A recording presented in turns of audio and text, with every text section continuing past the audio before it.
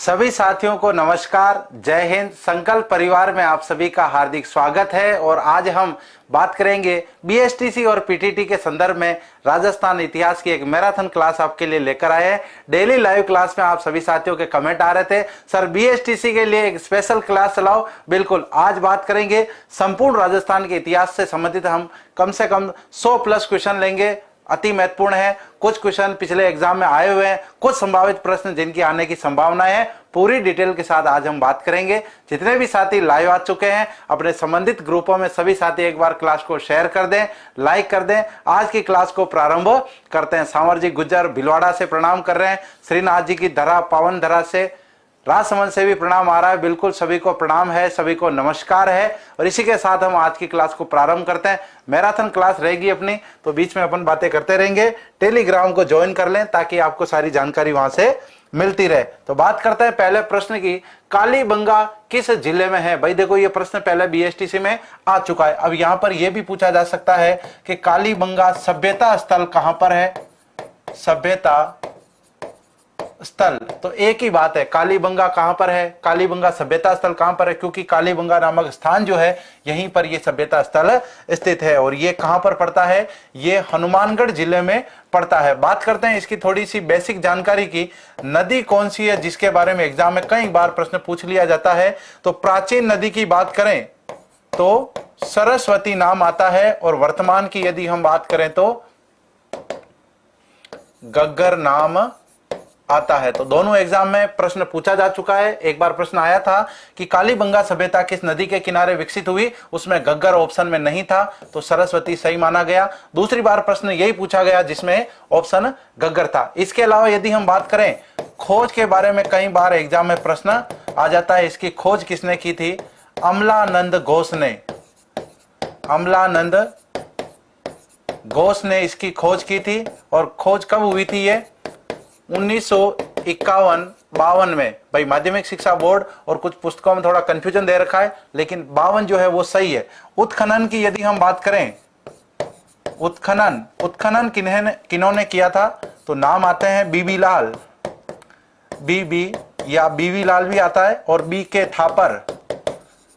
के थापर इनका नाम था। इसके अलावा यहां पर इस सभ्यता स्थल से और क्या जानकारी मिल सकती है? तो बात करते हैं विश्व में सबसे पहले, विश्व में प्राचीन जुते हुए खेत के निशान, ये मोस्ट इंपोर्टेंट है और एग्जाम में कई बार पूछा गया है कि भाई विश्व में सबसे पहले खेती के अवशेष जो हैं वो कहां पर मिले हैं। इसके अलावा यदि बात करें दो फसलों के प्रमाण भी यहां से प्राप्त हुए हैं। तो ये कुछ इसकी बेसिक जानकारी है कि यहां पर कालीबंगा सभ्यता स्थल किस जिले में स्थित है? हनुमानगढ़ जिले के अंदर स्थित है। इसके अलावा कौन सी नदी के किनारे ये सभ्यता विकसित हुई? सरस्वती नदी का नाम आता है, कहीं कहीं गग्गर नाम भी आता है। खोज की यदि हम बात करें, खोज की थी अमलानंद घोष ने, और 1952 में यह खोज हुई थी। उत्खनन की बात करें तो 1961 से लेकर 1969 तक ये उत्खनन कार्य चलता है। और विश्व में सबसे प्राचीन जो जूते हुए खेत हैं, खेत को हाँक कर जो रखा गया है, उसके प्रमाण जो है वो यहाँ पर मिलते हैं। बिल्कुल 1951 और 52 माध्यमिक शिक्षा बोर्ड की पुस्तकों में, और थोड़ा सा ये एनसीईआरटी में चेंज है, लेकिन कोई दिक्कत नहीं। 1952 अपने को याद रखना है। दो फसलों के एक साथ प्रमाण अपने को यहाँ पर देखने को मिलते हैं। विश्व में सबसे पहले जो जुते हुए खेत के निशान है, ये सबसे ज्यादा इंपोर्टेंट है। और ये कहां पर है? ये परकोटे के बाहर है, परकोटे के बाहर। अपन जब इस सभ्यता को बड़े डिटेल में पढ़ते हैं तब यहां पर इससे संबंधित बहुत सारी ऐसी जानकारी आती है कि भाई यहां पर किस किस प्रकार के अवशेष प्राप्त हुए हैं। तो परकोटे के बाहर इस प्रकार के अवशेष मिले हैं। नेक्स्ट क्वेश्चन की बात करते हैं। राजस्थान में बौद्ध धर्म का प्रमुख स्थान रहा है। देखो यहां पर क्या पूछा गया है? आपको बौद्ध धर्म पूछा गया है। यह भी आपको पूछा जा सकता है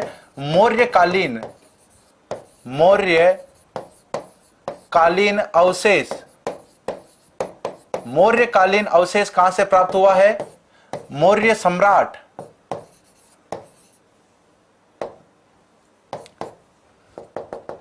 या फिर हम सीधा लिख सकते हैं अशोक, अशोक का शिलालेख।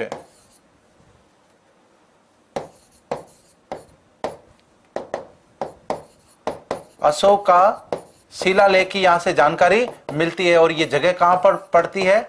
बेराट की हम बात कर रहे हैं। यहां पर कुछ डूंगरियों के नाम आते हैं, जैसे भीम की डूंगरी, भीम की डूंगरी, बरवा की डूंगरी, ऐसे प्रमुख रूप से नाम आते हैं। तो बौद्ध धर्म की यदि पूछ लिया जाए, क्योंकि अशोक की यदि हम बात करें तो अंतिम समय में इन्होंने क्या किया था, जब कलिंग युद्ध हुआ था और उस युद्ध के अंदर जितने बड़े स्तर पर नरसंहार हुआ था, तो इन्होंने क्या किया था, मार काट की जो नीति थी उसको छोड़ दी थी और बौद्ध धर्म अपना करके इन्होंने अपना अंतिम जीवन जो है वो बौद्ध धर्म से संबंधित बिताया। और इनका संबंध कहां से आता है? राजस्थान में बेराट, जयपुर। मोस्ट इंपोर्टेंट है, कई बार एग्जाम में पूछा गया, बीएसटीसी पीटीटी का फेवरेट सवाल है ये। नेक्स्ट बात करते हैं, गणेश्वर सभ्यता का संबंध किस नदी से आता है? भाई गणेश्वर सभ्यता जो है मोस्ट इंपोर्टेंट सभ्यता है। पहले तो हम बात करते हैं समस्त ताम्रयुगीन, समस्त ताम्रयुगीन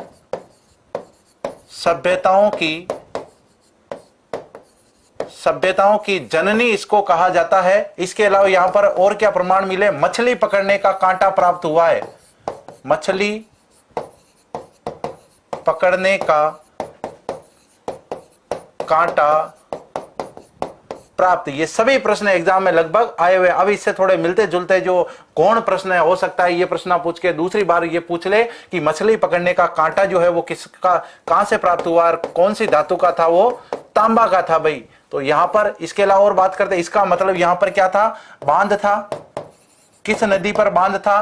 कांतली नदी पर यह बांध था और बांध में पानी रहता था, इसी वजह से यहां पर लोग मछली पकड़ते थे। अर्थात लोग किस प्रकार के थे?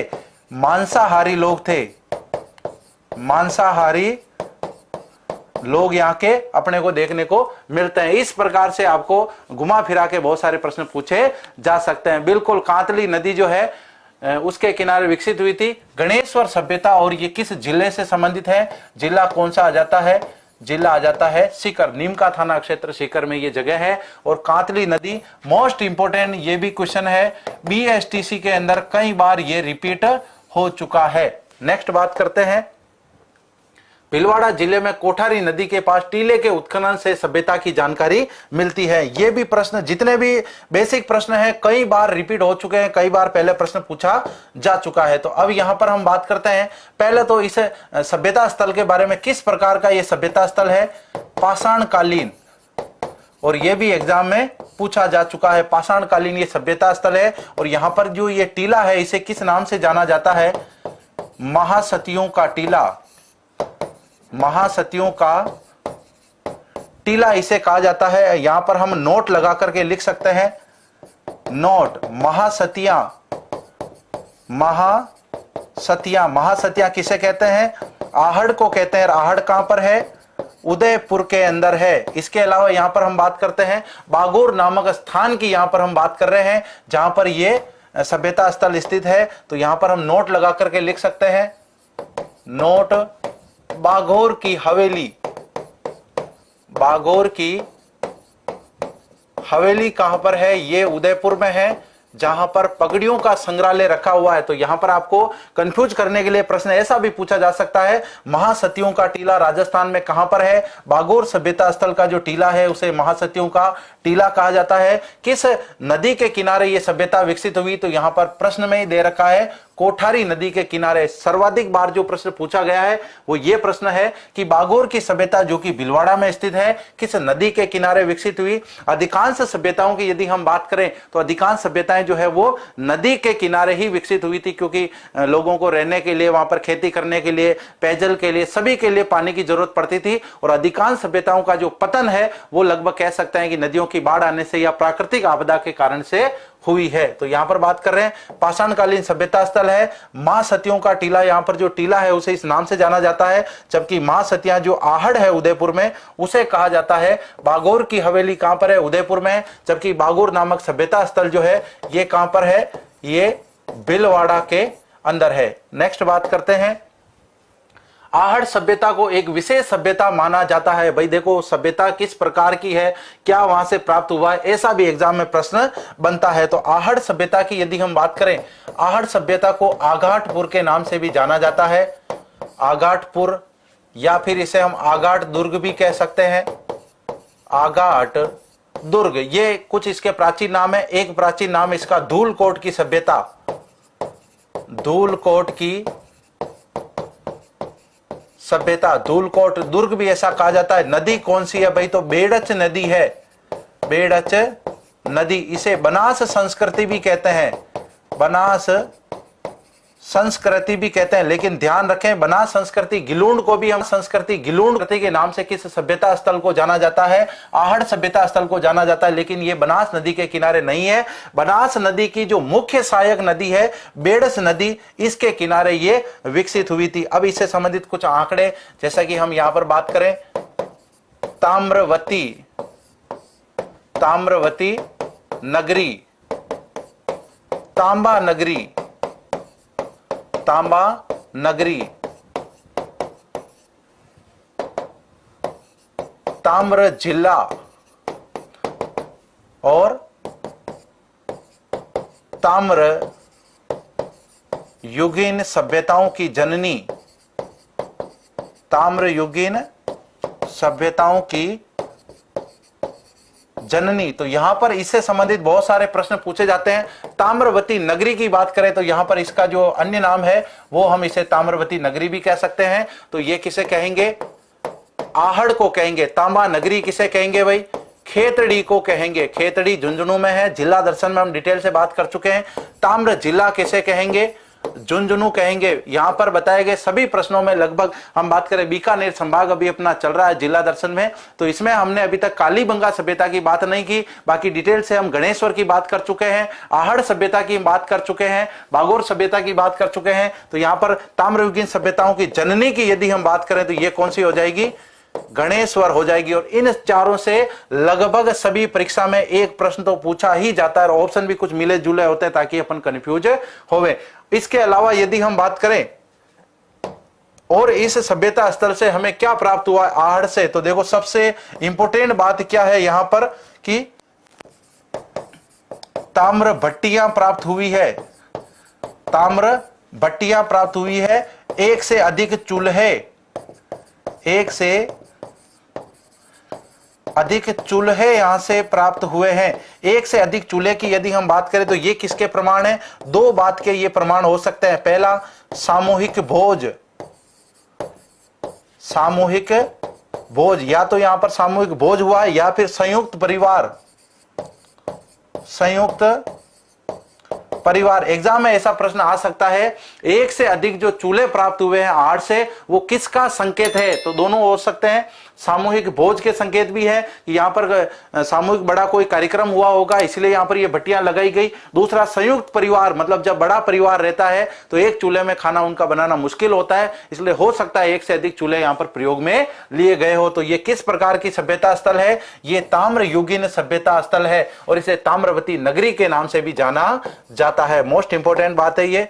नेक्स्ट बात करते हैं, कालीबंगा की सभ्यता किस नदी के किनारे विकसित हुई। अब ये प्रश्न पहले पूछा जा चुका है इसलिए ये प्रश्न मैंने शामिल किया। देखो यहां पर ऑप्शन में क्या है, जैसे देखो आहड़ नदी, इस नाम से कोई नदी नहीं है। ये जो है ये तो बेड़च नदी के किनारे है, बेड़च नदी कह सकते हैं। आहड़ क्या है, सभ्यता स्थल है। सरस्वती नदी, देखो प्राचीन सरस्वती नदी जो कि पश्चिमी राजस्थान में इसके प्रमाण मिले हैं। वर्तमान की यदि बात करें, वर्तमान घग्गर जो है यही प्राचीन सरस्वती नदी है। माही नदी और लूणी से इनका कोई लेना देना नहीं है। तो यहां पर हम प्राचीन सभ्यता की बात कर रहे हैं। कालीबंगा से संबंध किसका है, सरस्वती नदी का।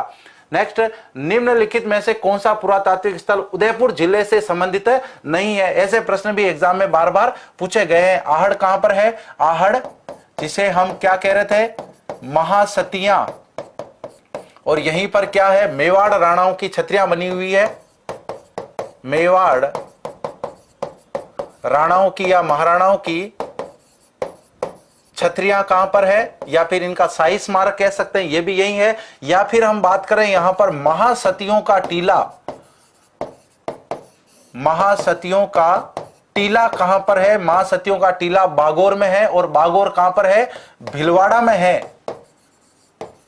भीलवाड़ा, ये भी बीएसटीसी 2013 में आया हुआ एग्जाम में प्रश्न है। और बालाथल की यदि हम बात करें तो लोह युगीन सभ्यता स्थल है, और ये कहां पर है? ये स्थान उदयपुर में पड़ता है।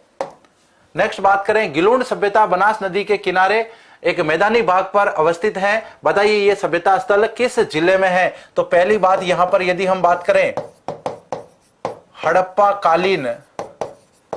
हड़प्पा कालीन इसे स्थल मान सकते हैं। दूसरी बात, इसे ताम्र युगीन कह सकते हैं, ताम्र युगीन, क्योंकि इसका जो संबंध है गिलोंड सभ्यता का संबंध बनास नदी के किनारे है, और इसका संबंध आहड़ सभ्यता स्थल से है। तो यहां पर हम लिख सकते हैं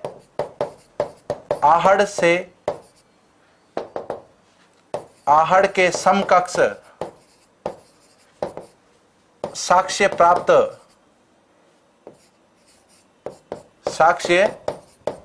ऐसा भी प्रश्न पूछा जा सकता है कि आहड़ सभ्यता से मिलते जुलते जो अवशेष हैं वो किस सभ्यता स्थल से प्राप्त हुए हैं? वो सभ्यता स्थल है गिलोंड। और गिलोंड की यदि बात करें तो यहां की मेहंदी प्रसिद्ध है, मेहंदी प्रसिद्ध। भाई राजस्थान में सबसे ज्यादा मेहंदी सोजत की प्रसिद्ध है, लेकिन गिलोंड की भी मेहंदी प्रसिद्ध है। गिलोंड सभ्यता स्थल बनास नदी के किनारे है। कौन सा युगीन है? ताम्र युगीन है। हड़प्पा कालीन यहां से अवशेष की हम कल्पना कर सकते हैं, और आहड़ के समकालीन यहां से अवशेष मिले। मतलब जिस प्रकार के अवशेष आहड़ सभ्यता में मिले सेम उसी में यहां पर प्राप्त हुए। तो कौन सा जिला हो जाएगा? राजसमंद जिला हो जाएगा। आहड़ उदयपुर में है, जबकि गिलोंड कहां पर है? रेल मंगरा तहसील राजसमंद जिले में है। नेक्स्ट बात करें, वह स्थान जिसे प्राचीन भारत का टाटा नगर कहा जाता है। भाई टाटा नगर की यदि हम बात करें तो टाटा नगर किसके लिए प्रसिद्ध है? लौह उद्योग के लिए प्रसिद्ध है। और इसी प्रकार से यदि हम बात करें राजस्थान में सर्वाधिक लोहे के जो भंडार प्राप्त हुए वो कौन से सभ्यता स्थल से प्राप्त हुए?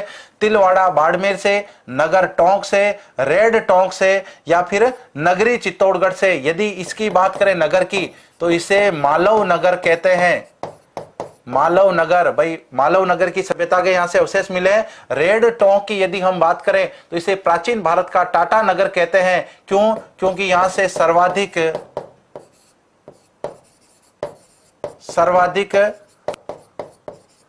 लौह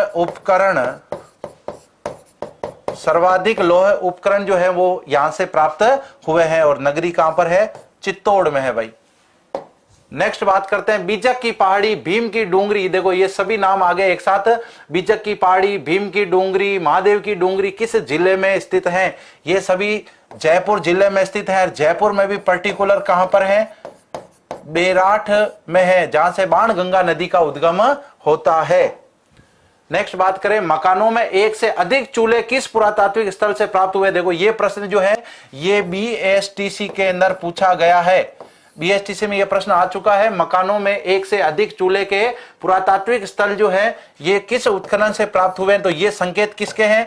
पहले तो सामूहिक भोज के हैं, सामूहिक भोज, या फिर इसे संयुक्त परिवार कह सकते हैं, संयुक्त परिवार हो सकता है। प्रश्न अब की बार थोड़ा घुमा के पूछ ले, जरूरी नहीं ये का ये प्रश्न वापस रिपीट हो। प्रश्न ऐसा आ सकता है, सामूहिक भोज या संयुक्त परिवार की जानकारी जो है हमें किस सभ्यता स्थल से मिलती है? तो एक से अधिक जो मकानों में चूल्हे मिल रहे हैं वो इसके प्रमाण हैं। और ये कहां से मिल रहे हैं? आहड़ से मिल रहे हैं। आहड़ कहां पर है? उदयपुर के अंदर है। गणेश्वर कहां पर है? सीकर में है। बागोर कहां पर है? भीलवाड़ा। और जबकि बेराट कहां पर है? जयपुर। तो ये इस प्रकार से कई बार तो बेसिकली यही पूछ लिया जाता है कि ये सभ्यता स्थल कहां पर स्थित है। सभ्यता स्थल के बारे में अधिकांश बेसिक प्रश्न बीएसटीसी में तो यही आता है, अधिकांश सभ्यता स्थल कहां पर है, किस जिले में है, किस प्रकार का सभ्यता स्थल है। पीटीटी का थोड़ा सा लेवल ज्यादा होता है तो वहां पर थोड़ी सी डिटेल पूछी जा सकती है कि खोज किसने की, किस प्रकार का सभ्यता स्थल है, पाषाणकालीन है, ताम्रयुगीन है, कांस्ययुगीन है, लोह युगीन है। इस प्रकार से ऑप्शन में आपको मिल सकता है। नेक्स्ट देखो, जोते हुए खेत के प्राचीन अवशेष, ये पीटीटी में 3 बार रिपीट हो चुका है। पीटीटी और बीएसटीसी में 2 बार आ चुका है। तो कई बार ये कि यही प्रश्न रिपीट हो रहा है, जिस किसी सभ्यता स्थल की कोई विशेष विशेषता है, और ये विशेष विशेषता जो कि प्रथम प्राचीन खेत के जो जुटे हुए प्रमाण है खेत के, ये कहां से मिले हैं? ये कालीबंगा सभ्यता से मिले हैं। ये सभ्यता स्थल कहां पर है? ये सभ्यता स्थल हनुमानगढ़ जिले में है। नदी कौन सी है? सरस्वती नदी है। और इसी को वर्तमान में हम क्या कह रहे हैं? इसी को हम घग्गर नदी कह रहे हैं। देखो बेसिक प्रश्न है। 1952 में इसकी खोज अमलानंद घोष ने की। बीबी लाल और बी के थापर ने इसका क्या किया था? उत्खनन किया था। और जुते हुए खेत के सबसे प्राचीन प्रमाण जो है वो हमें कहां से प्राप्त होते हैं? कालीबंगा से प्राप्त होते हैं। और इसका शाब्दिक अर्थ भी पूछा गया है।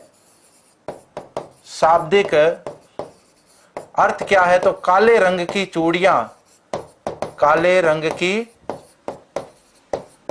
चूड़ियां जो है इसका शाब्दिक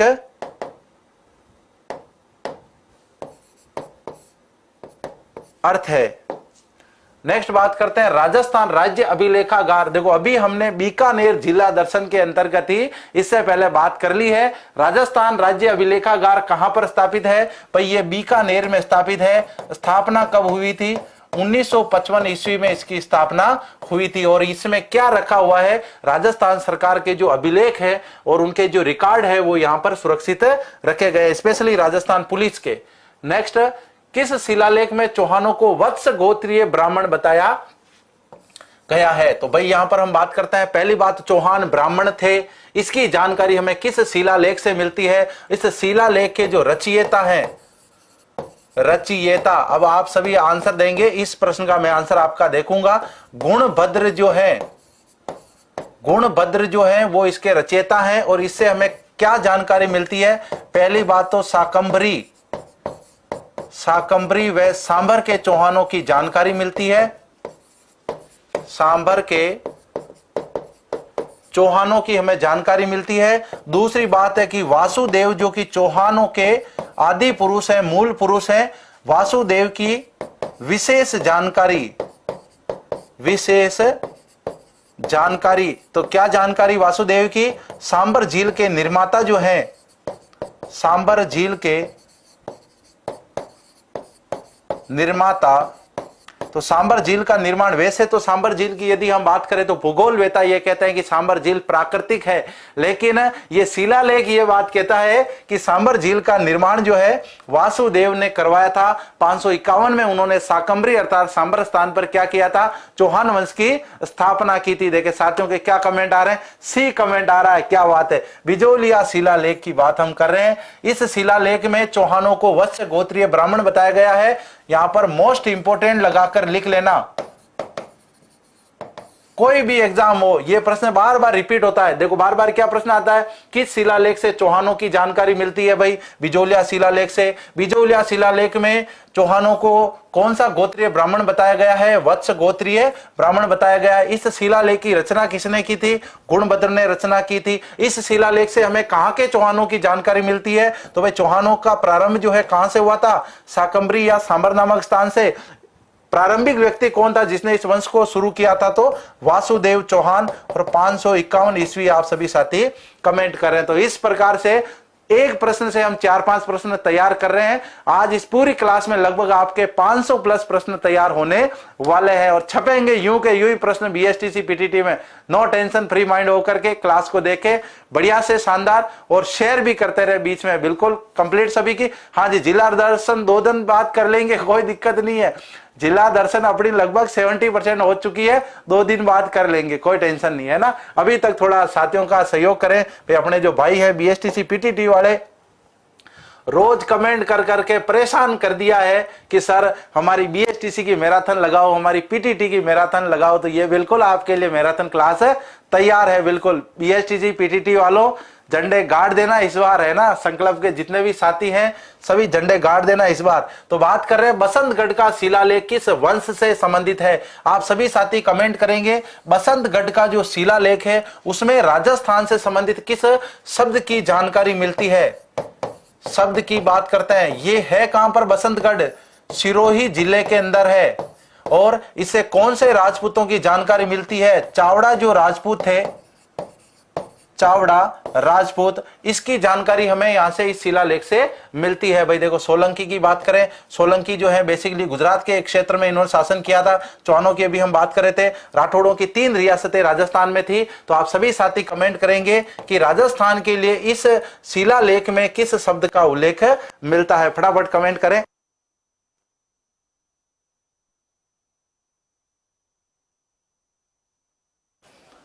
देखिए क्या कमेंट आ रहा है सभी साथियों को। हाँ जी बिल्कुल, 682 ईस्वी का है, सिरोही जिले के अंदर है। बिल्कुल राजस्थान या आदित्य चिनू जी सनवार का कमेंट कर रहे हैं, बिल्कुल अच्छी बात है।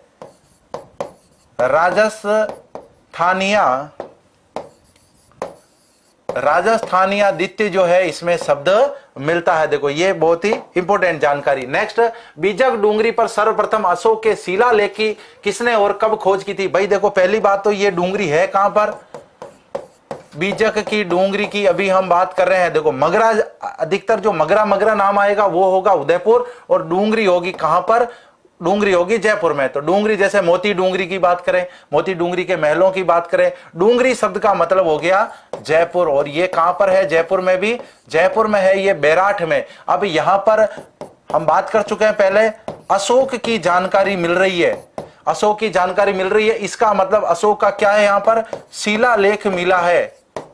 शिलालेख का मतलब होता है वह लेख जो पत्थर पर लिखा हुआ हो। लेख बहुत प्रकार के होते हैं। पेन से यदि कागज पर लिखा हो तो उसे इतिहास कहेंगे, वो शिलालेख नहीं होगा। लेकिन तांबे पर लिखा होगा तो उसे ताम्रपत्र कहेंगे, पत्थरों पर लिखा होगा तो उसे शिलालेख कहेंगे। तो इस प्रकार की ये अपने को जानकारी यहां पर मिल रही है। देखिए क्या कमेंट आ रहे हैं सभी साथियों के। 1837 कैप्टन बल्ट ने इस शिलालेख को खोजा था कि भाई बैराठ में भी अशोक का शिलालेख है। ये जानकारी किसने दी थी? कैप्टन बल्ट ने दी थी। अब यहां से बैराठ की यदि हम बात करें तो यहां से क्या क्या स्थान, क्या क्या हमें अवशेष मिल रहे हैं? तो एक तो बौद्धकालीन अवशेष है यहां पर, बौद्धकालीन अवशेष। और यह भी जानकारी मिल रही है कि अशोक ने क्या किया था, अंतिम समय में कौन सा धर्म अपना लिया था? बौद्ध धर्म अपना लिया था। अशोक का संबंध किससे था? मौर्य से संबंध था।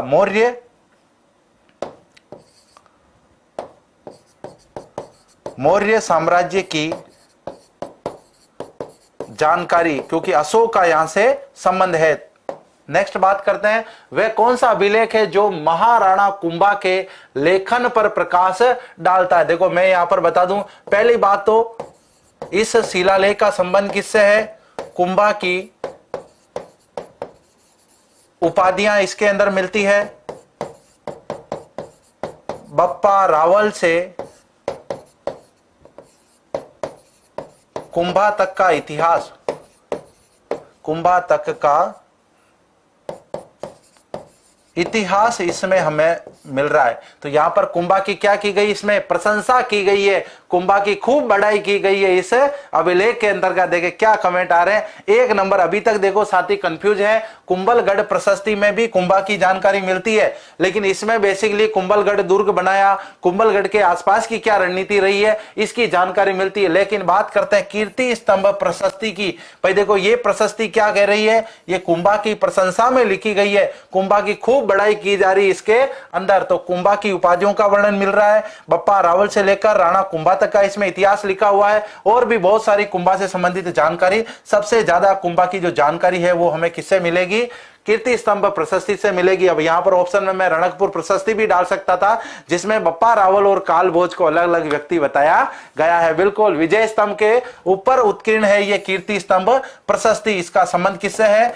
विजय स्तंभ से है, विजय स्तंभ। अभी वर्तमान में यदि बात करें तो 2 ही शिलाएं बची हुई है, कीर्ति स्तंभ अलग है। देखो यहां पर ध्यान रखना, कीर्ति स्तंभ प्रशस्ति और विजय स्तंभ दोनों एक ही है, क्योंकि ये प्रशस्ति विजय स्तंभ पर लिखी हुई है और ये प्रशस्ति कुंभा की उपलब्धियों का बखान करती है। इस वजह से इसे हम कीर्ति स्तंभ प्रशस्ति कहते हैं। लेकिन एक जैन कीर्ति स्तंभ अलग है, जिसे जैन व्यापारी जिजाक ने निर्माण करवाया था। 7 मंजिला भवन है, 75 फीट उसकी हाइट है। लेकिन विजय स्तंभ जो है ये अलग इमारत है। नेक्स्ट बात करते हैं, निम्नलिखित प्रशस्तियों को उनके समयानुसार सुमेलित कीजिए। अब देखो यहां पर थोड़ा सा अपन करेंगे चेंज, यहां पर लिखेंगे 1 और यहां पर लिखेंगे 4। अब यहां पर आपको क्या करना है? सुमेलित करके बताना है। फास्ट कमेंट करें कौन सा आंसर सही होगा।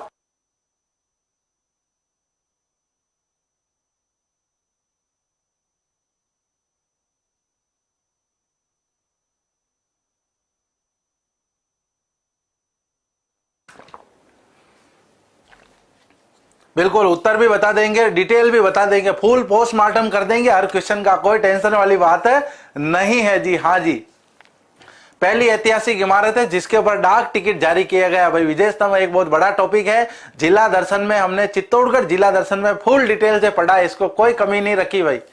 हाँ जी, क्या आंसर आ रहा है देखें, 3 नंबर आंसर भी आ रहा है, 2 नंबर आंसर भी आ रहा है। अभी तक मतलब मुद्दे पर पहुंच ही नहीं पाए हो आप, है ना। अब यहां पर बात करते हैं रणकपुर प्रशस्ति के बारे में। रणकपुर प्रशस्ति जो है वो किससे संबंधित है, 3 नंबर से संबंधित है। कब की है ये, 1439 की है। और इसी प्रशस्ति की हम बात कर रहे थे, इसमें बप्पा रावल वे काल भोज को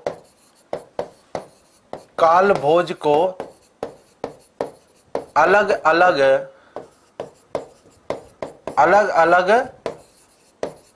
व्यक्ति बताया गया है। इसके अलावा यदि हम इस प्रशस्ति की बात करें तो एक नाम व्यक्ति का आता है दर्णक शाह, जो कुंभा के दरबारी मंत्री थे। उन्होंने इस के समय जैन मंदिरों का निर्माण करवाया था और प्रशस्ति से इनका संबंध है। नेक्स्ट बात करते हैं कुंभलगढ़ प्रशस्ति के बारे में। देखो, राज प्रशस्ति किसने लिखवाई, महाराणा राज सिंह जी ने लिखवाई। राज सिंह जी का कार्यकाल क्या है,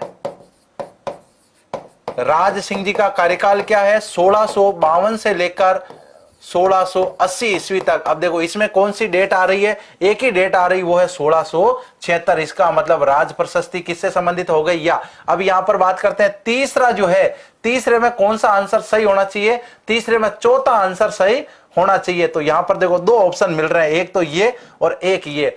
एक के अंदर क्या है, तीसरा है, इसका मतलब आंसर कौन सा हो गया, 1 नंबर का इसका आंसर है। इसके अलावा यदि हम बात करें बीकानेर प्रशस्ति के बारे में, तो इसका निर्माण किसने करवाया था। बीकानेर प्रशस्ति का मतलब ये कौन सी प्रशस्ति है, राय प्रशस्ति है। बीकानेर प्रशस्ति का मतलब राय प्रशस्ति है। किससे संबंध है, राय सिंह जी से इसका संबंध है। कल ही हम बात कर रहे थे बीकानेर के इतिहास में राय सिंह जी से संबंधित, और इसका संबंध किससे है, जयिता मुनि ने इसकी रचना की थी। जयिता मुनि ने इसकी रचना की थी। तो यहां पर ऑप्शन कौन सा हो जाएगा, 1 नंबर ऑप्शन सही हो जाएगा। और कुंभलगढ़ प्रशस्ति जो है वो बच जाएगी, कौन सी, कुंभलगढ़ प्रशस्ति जाएगी 1460 के ऊपर। कुंभलगढ़ प्रशस्ति और कीर्ति स्तंभ प्रशस्ति का संबंध एक साथ है। रणकपुर प्रशस्ति की रचना इनसे पहले हुई थी। नेक्स्ट, पृथ्वीराज विजय की रचना किसने की, मतलब पृथ्वीराज जो विजय एक रचना है, इसकी रचना किसने की थी। मलिक मोहम्मद जायसी की यदि बात करें, पद्मावत की रचना इन्होंने की थी। इससे पहले इनसे प्रश्न पूछा जा चुका है, जब पद्मिनी विवाद हुआ था उस पर एक मूवी बन रही थी, जिसको लेकर के समुदाय विशेष ने टिप्पणी की कि भाई ये जो मूवी है ये गलत है। और उस समय यदि हम बात करें इस फिल्म के संबंध में, तब यहां पर यह चर्चा में आई थी। प्रश्न उस समय आया था, राघव चेतन जो है वो किस मेवाड़ शासक के दरबार में रहा करता था, तो इसका संबंध किससे है और इसकी रचना लगभग कब होती है, 1540 के आसपास इसकी रचना हो रही है। अर्थात उस समय शेरशाह सूरी के समय इसकी रचना हो रही है, शेरशाह सूरी। और घटना कब हो जाती है पद्मिनी वाली, घटना हो चुकी है 1303 में। चंद्रबरदाई की यदि हम बात करें, पृथ्वीराज रासो की इन्होंने रचना की थी, और जयानक ने इसकी रचना की थी पृथ्वीराज विजय की। और सबसे मोस्ट इंपोर्टेंट बात क्या है, इसमें तराइन के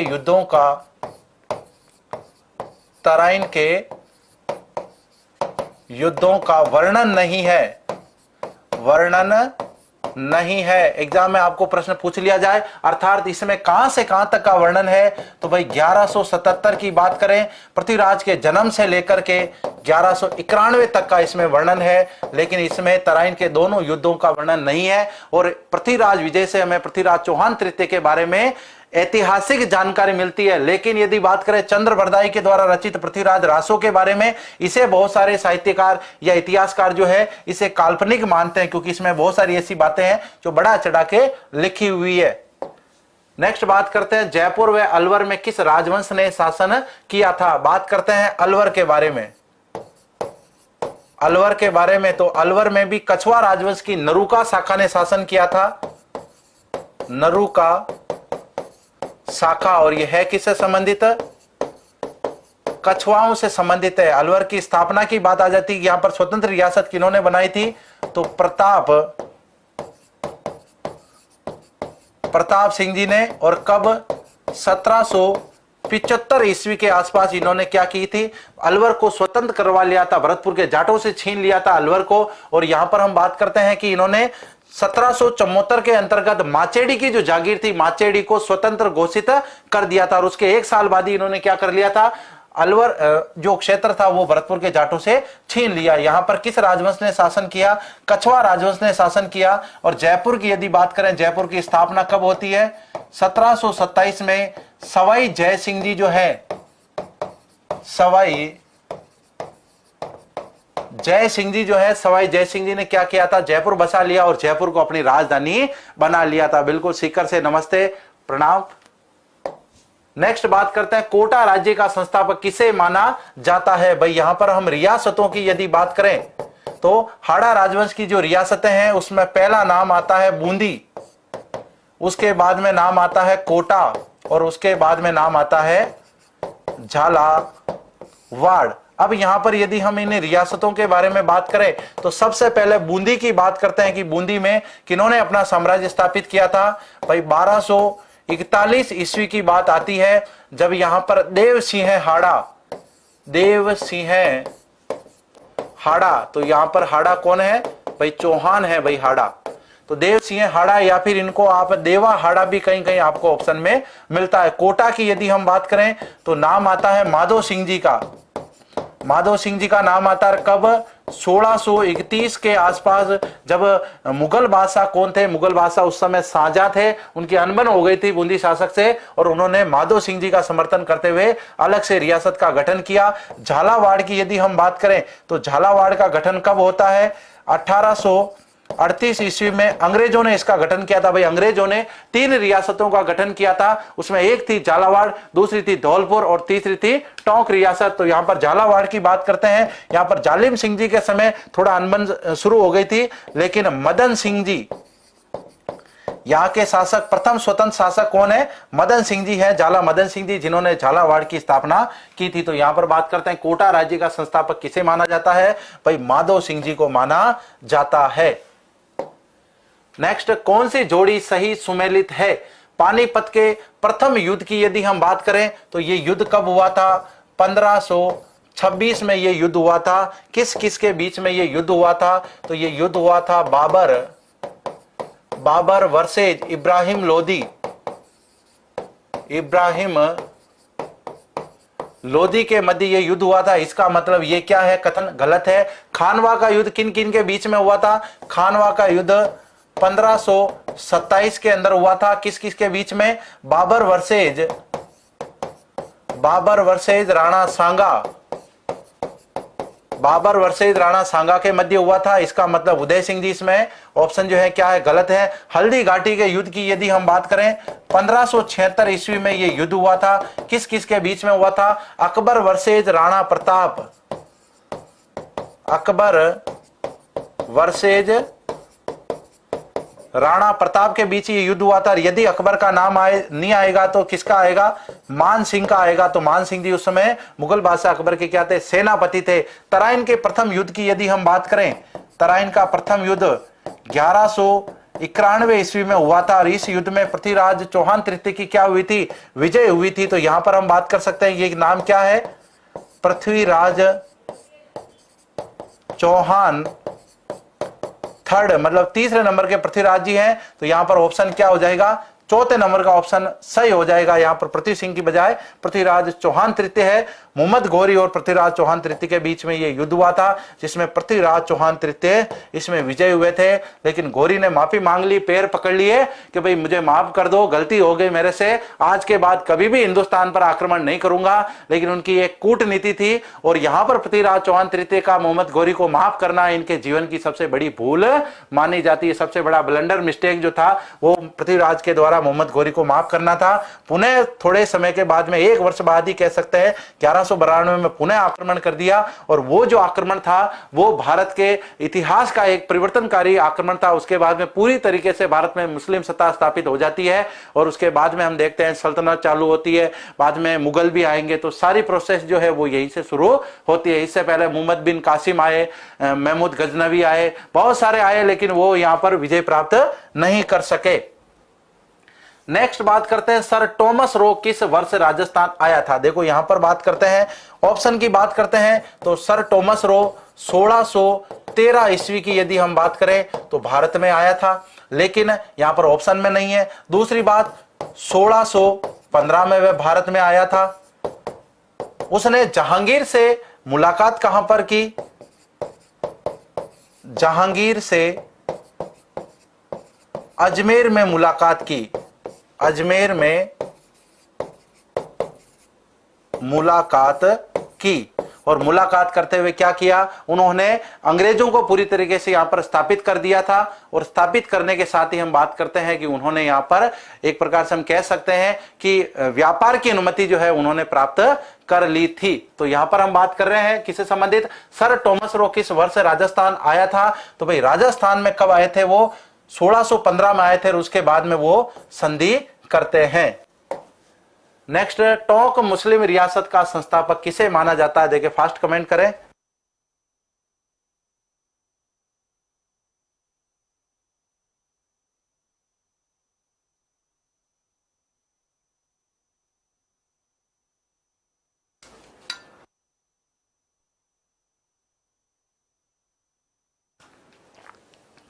बिल्कुल सही बात है। तो यहां पर बात करें मुस्लिम रियासत जो है उसके संस्थापक कौन है? अमीर खां पिंडारी है।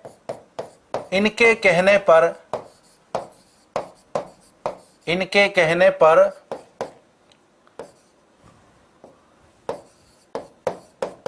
कृष्णा कुमारी ने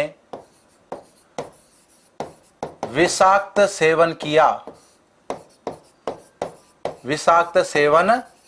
भाई मेवाड़ की राजकुमारी कृष्णा कुमारी को लेकर जो जयपुर और मारवाड़ के बीच में एक अनबन हो गई थी सगाई को लेकर के, उस समय अमीर खां पिंडारी ने क्या किया था? कृष्णा कुमारी को जहर लेने के लिए कहा और कृष्णा कुमारी के जहर खाने से और इनकी मृत्यु होने से यह विवाद समाप्त हो गया। नेक्स्ट, मारवाड़ के जोधपुर की बात करते हैं। प्रथम शासक जिन्होंने मुगलों की अधीनता स्वीकार की और अपनी पुत्री का विवाह किसके साथ कर दिया? भाई जहांगीर के साथ कर दिया था। तो उसका नाम क्या था? जगत गोसाई उसका नाम था। इसे कहीं कहीं जोधाबाई भी कहा जाता है ना। अकबर के साथ में जो जोधाबाई और उनके नाम को लेकर जो कंफ्यूजन है वो कंफ्यूजन यहां पर दूर होता है। जोधपुर की राजकुमारी होने के कारण जगत गोसाई को ही जोधाबाई कहा जाता है। ये वास्तव में जहांगीर की पत्नी थी, अकबर की पत्नी नहीं थी। और मोटा राजा उदय सिंह जी जो है प्रथम शासक है। ये राव चंद्रसेन की यदि हम बात करें तो मुगल दरबार में उपस्थित हुए लेकिन अधीनता स्वीकार नहीं की। मोटा राजा उदय सिंह जी इनसे पहले जा चुके थे। इनके भाई राम और मोटा राजा उदय सिंह जी पहले जा चुके थे अकबर के शरण में। तो राव चंद्रसेन को जैसे ही निष्कासित किया तो राजा किसको बना दिया? इनको बना दिया। नेक्स्ट, मेवाड़ की राजकुमारी कृष्णा कुमारी जिसको लेकर के जयपुर और जोधपुर के मध्य में एक भयंकर संघर्ष हुआ था। यह युद्ध क्या कहलाता है? 1807 ईस्वी की बात है। इसे गिंगोली का युद्ध कहते हैं। गिंगोली का युद्ध। और परसों की क्लास में हम इससे संबंधित पूरी बात कर चुके हैं। 1807 में गिंगोली का युद्ध हुआ था। गिंगोली परबतसर नागौर में पड़ता है। और भीम सिंह जी जो मारवाड़ के शासक थे उनके साथ सगाई हुई थी कृष्णा कुमारी की। और मेवाड़ के महाराणा का नाम क्या था? ये नाम भी भीम सिंह ही था। भाई मेवाड़ महाराणा का नाम भी भीम सिंह था। जगत सिंह जी कौन है? महाराणा जगत सिंह का इनसे कोई संबंध नहीं है। लेकिन जयपुर के जगत सिंह जी सेकंड जो है उनका संबंध इससे है। महारावल उदय सिंह जी का संबंध तो डूंगरपुर से है। नेक्स्ट, अलाउद्दीन खिलजी ने 1308 में किस दुर्ग पर आक्रमण किया? उसे जीतकर उसका नाम खेराबाद किया। अलाउद्दीन के आक्रमणों की यदि हम बात करें तो 4 आक्रमण अलाउद्दीन के राजस्थान में क्या है? फेमस। और इन्हें साकों का स्पेशलिस्ट भी कहा जाता है। तो यहां पर हम बात कर रहे हैं 1301 में आक्रमण कहां पर किया था?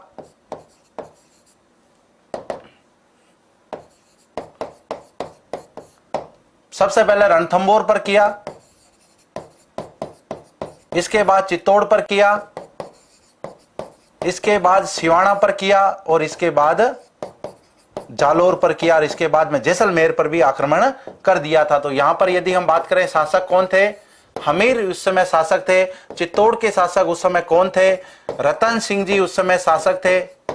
और यदि बात करें सिवाना की तो शीतल देव शीतल देव यहाँ के प्रशासक थे। और जालोर की बात करते हैं तो कान्हड़ देव यहाँ के शासक थे। रणथंभौर का नाम इन्होंने कोई चेंज नहीं किया था, बाकी चित्तौड़ का नाम जो है इन्होंने बदल दिया था। चित्तौड़ का नाम क्या किया था इन्होंने? खिजराबाद। इसके बाद बात करते हैं सिवाना, तो सिवाना का जो नाम था वो क्या कर दिया इन्होंने? खेराबाद कर दिया था, खेराबाद। और जालोर का क्या किया था? जलालाबाद। तो 3 नाम चेंज किए, रणथंभौर का कोई नाम इन्होंने चेंज नहीं किया। चित्तौड़ पर आक्रमण किया, जालोर पर किया, रणथंभौर पर किया, सिवाना पर किया। रणथंभौर का नाम नहीं बदला, बाकी सभी का नाम बदल दिया। मंडन द्वारा लिखित ग्रंथ रूप मंडन का संबंध किससे है? रूप का मतलब होता है मूर्ति कला, निर्माण कार्य से इसका संबंध है। और मंडन की यदि हम बात करें तो भाई मंडन कुंभा के समय में एक प्रसिद्ध दरबारी विद्वान थे और उनके प्रमुख वास्तुकार भी थे। अधिकांश निर्माण कार्य इन्हीं के निर्देशन में संपन्न हुए। अभिनव भट्टाचार्य, विरुद्ध का मतलब होता है उपाधि।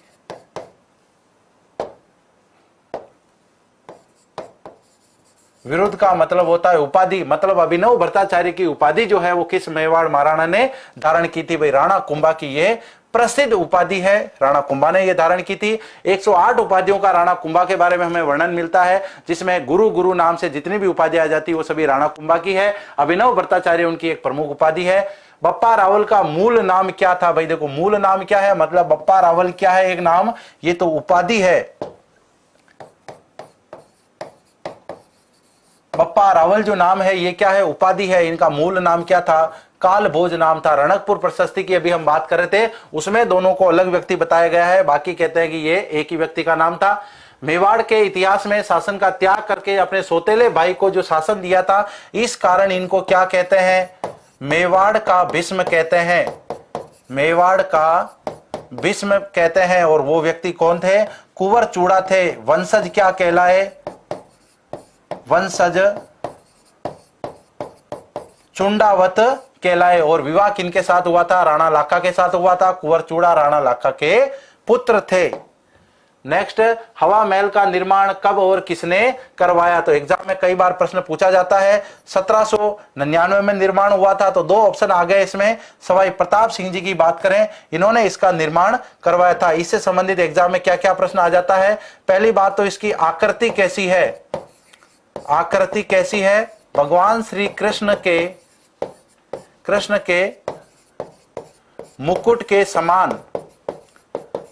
समान है। और क्यों बनाया था? निर्माण क्यों करवाया था? तो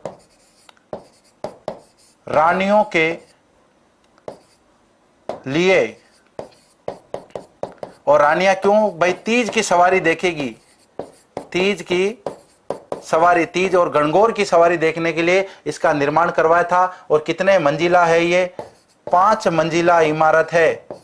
5 मंजिला इमारत है। नेक्स्ट, झालावाड़ की स्वतंत्र रियासत, झालावाड़ को जो स्वतंत्र रियासत घोषित किया था वो किसने और कब किया था? तो अभी हम बात कर रहे थे झाला जालिम सिंह के समय प्रयास हुआ था, लेकिन झाला मदन सिंह जी ने क्या किया था? अंग्रेजों की सहायता से इसे अलग रियासत घोषित करवा दिया। और कब करवाया था? तो 1838 में करवाया था। अभी हम बात कर रहे थे रणथंभौर के चौहान वंश का संस्थापक किसे माना जाता है? तो यहां पर बात करते हैं प्रथम शासक और अंतिम शासक। प्रथम शासक कौन है? गोविंद राज। और अंतिम शासक कौन है? हमीर। राणा हमीर नहीं है, ये केवल इनका नाम हमीर है। और ये कब? 1301 की घटना। और ये बात करते हैं 1194 में, जब यहां पर तराइन का दूसरा युद्ध जो है, हम कहते हैं कि पृथ्वीराज चौहान तृतीय पराजित हो जाते हैं इस युद्ध में और युद्ध भूमि में मारे भी जाते हैं। बाद में इनके पुत्र गोविंद राज जो है यहां से अलग जाकर के रणथंभौर में आकर के क्या करते हैं? अपने वंश की स्थापना करते हैं। तो प्रथम व्यक्ति कौन है? गोविंद राज। और इसके बाद में बात करते हैं अंतिम व्यक्ति, यहाँ के अंतिम प्रतापी शासक थे हमीर, जो अपनी हट के लिए जाने जाते थे। हमीर हट तिरिया तेल चढ़े ने दूजी बार। नेक्स्ट बात करते हैं राणा कुंभा मेवाड़ की गद्दी पर कब बैठ गए या विराजमान हो गए? इसका मतलब, गद्दी का मतलब क्या होता है? सिंहासन होता है। राणा कुंभा के कार्यकाल की बात करें, एग्जाम में मोस्ट इंपोर्टेंट है कार्यकाल। कई बार एग्जाम में प्रश्न पूछा गया है। 1433 से लेकर 68 ईस्वी तक इन्होंने शासन किया था। तो यहां पर बात करते हैं 1433 में शासक बने और 68 में इनके पुत्र उदा जो थे उन्होंने क्या कर दी, हत्या कर दी और मेवाड़ के पितृहंता कहलाए। 1437 में सारंगपुर का युद्ध हुआ। यह युद्ध किन किन के बीच में हुआ था और इसी युद्ध की विजय के उपलक्ष्य में क्या बनाया, विजय, और विजय के उपलक्ष्य में क्या बनाया, विजय स्तंभ बनाया, विजय स्तंभ बनाया था। बताइए ये युद्ध किनके बीच में हुआ था, राणा सांगा और मांडू के सुल्तान महमूद के बीच में, भले नहीं हुआ था इनके बीच में, तो राणा सांगा और गुजरात के सुल्तान कुतुबुद्दीन इनके बीच में नहीं हुआ, राणा कुंभा और सुल्तान कुतुबुद्दीन इनके बीच नहीं हुआ, राणा कुंभा और मांडू के सुल्तान महमूद के बीच में ये युद्ध हुआ था।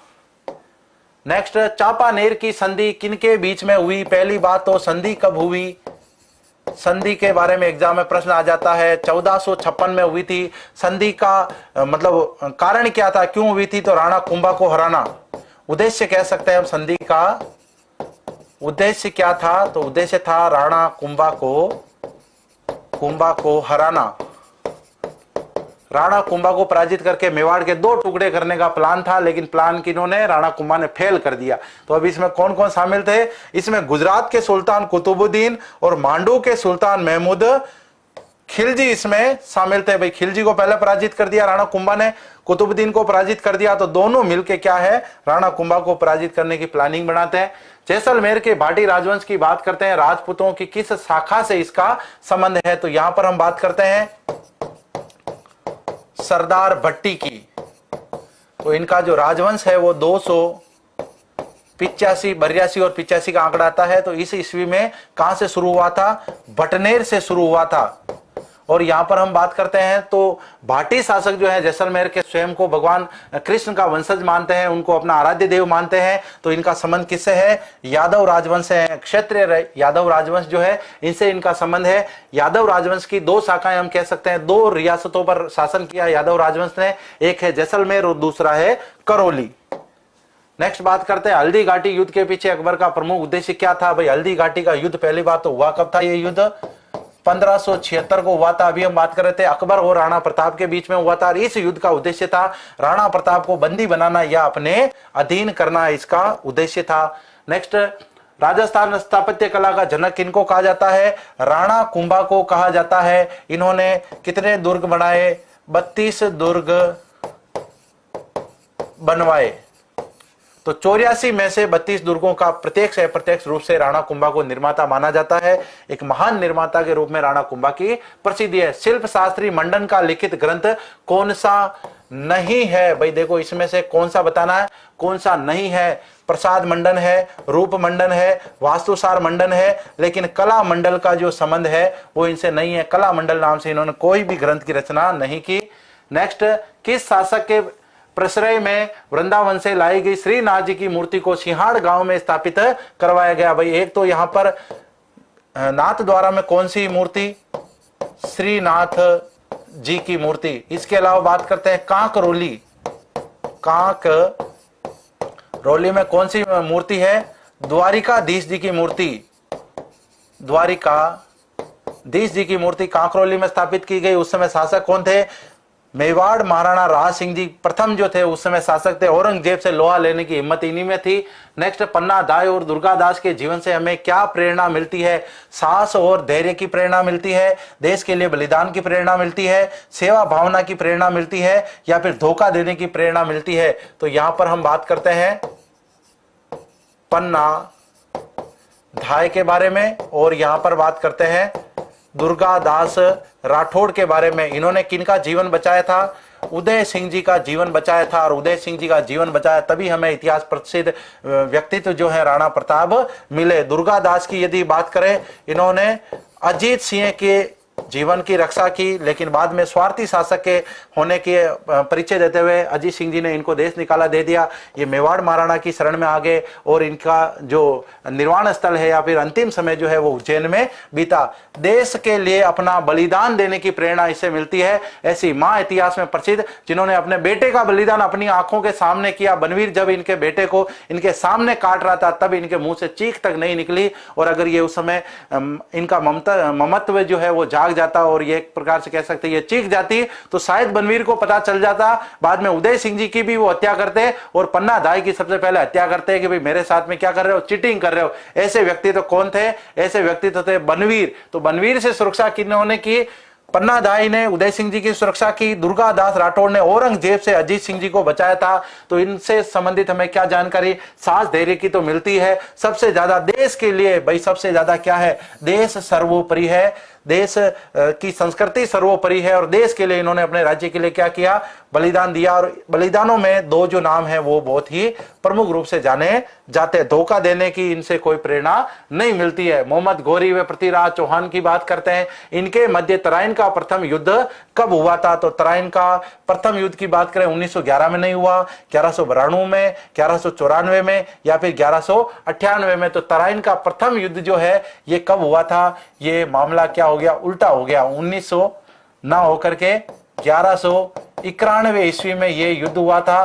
और दूसरा युद्ध कब हुआ था, तो दूसरा युद्ध यहां पर हुआ था। तो ऑप्शन क्या है, एक नंबर सही है, 1191 में। इस युद्ध में जीत किसकी हुई थी, पृथ्वीराज चौहान तृतीय की जीत हुई थी। नेक्स्ट, जिस अभिलेख में शाकंभरी के चौहानों की उपलब्धियों का वर्णन मिलता है वह कौन सा है। अभी हम बात कर रहे थे शाकंभरी के चौहानों की जानकारी हमें किससे मिलती है, बिजोलिया शिलालेख से मिलती है। सांबर झील का निर्माता वासुदेव हैं, ये जानकारी यहां से मिलती है। कुणभद्र ने इसकी रचना की। महाराणा प्रताप का राज्याभिषेक कहां पर हुआ था। पहली बात राणा प्रताप की यदि बात करें, राणा प्रताप से संबंधित तीन बातें जो है, तीन चार बातें मोस्ट इंपोर्टेंट है। पहली बात है जन्म, जन्म कब हुआ था, 9 मई 1540 को हुआ था। ज्येष्ठ शुक्ल तृतीया को जन्म हुआ था। राजा कब बने, राजा का मतलब शासक कब बने, शासक बने थे 1572 ईस्वी के अंतर्गत। इसके अलावा यदि बात करें हल्दी घाटी का युद्ध 1576 ईस्वी, तो युद्ध कौन सा है, हल्दी घाटी युद्ध। और इसके बाद हम बात करते हैं 1587 के अंदर इनकी क्या हो जाती है, मृत्यु हो जाती है, अर्थात निर्वाण प्राप्त इनको हो जाता है। अब देखो एग्जाम में क्या प्रश्न आता है, इनसे बार बार जो बीएसटीसी पीटीटी में क्या प्रश्न पूछा गया वो मैं बताता हूं। पहली बात तो जन्म कब हुआ है, कई बार एग्जाम में पूछ लिया। शासक कितने वर्ष की आयु में बने, भाई 32 वर्ष की आयु में राजा बने थे। कितने वर्ष की आयु में निर्वाण प्राप्त हुआ था, निर्वाण इनको 57 वर्ष की आयु में प्राप्त हुआ था, मतलब 57 वर्ष की उम्र इन्होंने की थी। ऐसा भी आ जाता है प्रश्न कई बार, इन्होंने शासन कितने वर्ष तक किया था। तो शासन की बात करते हैं, शासन किया था इन्होंने 25 वर्ष तक, 25 वर्ष। देखो प्रश्न क्या आता है, जन्म कब हुआ था, जन्म के बाद राजा बने 1572 में, कितने वर्ष की आयु में राजा बने, 32 वर्ष की आयु में राजा बने। चित्तौड़ का जब तीसरा शाखा इनके समय में हुआ था तब इनकी आयु क्या थी, तब इनकी आयु थी 28 वर्ष। ये एग्जाम में प्रश्न पूछा गया है। तो ये 4-5 लाइनें मोस्ट इंपोर्टेंट। कितने वर्ष की आयु में इनका निधन हुआ था, 57 वर्ष की आयु में निधन हुआ था। कितने वर्ष का इनका, देखो जीवन काल और शासन काल में अंतर ध्यान रखना। एग्जाम में प्रश्न पूछा जाए राणा प्रताप का जीवन काल कितने वर्षों का था, 57 वर्ष का। राणा प्रताप का शासन काल कितने वर्षों का था, तो यहां पर आंसर देना है 32 की बजाय 25 वर्ष की आयु, मतलब 25 साल उन्होंने शासन किया, 32 वर्ष की आयु में शासक बने थे। और इनका जो राज्यारोहण है वो कहां पर होता है, राज्यारोहण गोगुंदा में होता है। लेकिन यदि हम बात करते हैं ये जो जलसा या समारोह जो है वो कहां पर आयोजित होता है, वो कुंभलगढ़ में आयोजित होता है समारोह। और समारोह कहां होगा, कुंभलगढ़ दुर्ग में। और ऐसा भी कहा जाता है कि राव चंद्रसेन जो मारवाड़ के जो उस समय शासक थे और भटक रहे थे जंगलों में, वो भी राणा प्रताप के यहाँ पर इसमें शामिल हुए थे। नेक्स्ट बात करते हैं राजस्थान के एक राजा का दूसरे राजा के साथ जो पत्र व्यवहार होता था। भाई एक राजा दूसरे राजा को, उस समय फोन तो हुआ करते थे नहीं कि कुछ भी बात हो जाए राजा को फोन करके पूछ ले, भाई ये बात हो रही है मेरे खिलाफ, ये जो अफवाह उड़ रही है मार्केट में, क्या आपने ये बात कही थी क्या। और फोन नहीं होने का ही उस समय का फायदा उठाया अंग्रेजों ने नीति अपनाई, फूट डालो और राज करो। एक राजा के जाके कान भर देते थे, अभी हम उस राजा के पास से आ रहे हैं, आपके बारे में बड़ा भला बुरा कह रहा था वो राजा, हमें बड़ा दुख हुआ पर हम क्या करें। वो राजा थे उस समय गर्म खून के, सेना तैयार करो, मेरे बारे में ऐसा कैसे कह दिया, और जाकर के वापस आपस में लड़ मरते। और अंग्रेज यही चाहते थे कि आपस में राजा महाराजा लड़े और उस लड़ाई का फायदा वो उठाए। तो राजा महाराजा बीच बीच में कभी कभी आपस में हालचाल पूछने के लिए और भी कोई जानकारी लेने के लिए जो पत्र व्यवहार करते थे, उस पत्र को क्या कहते थे, सनद, खरीता, अरदास्त या परवाना। देखे कमेंट करें फास्ट आप सभी साथी।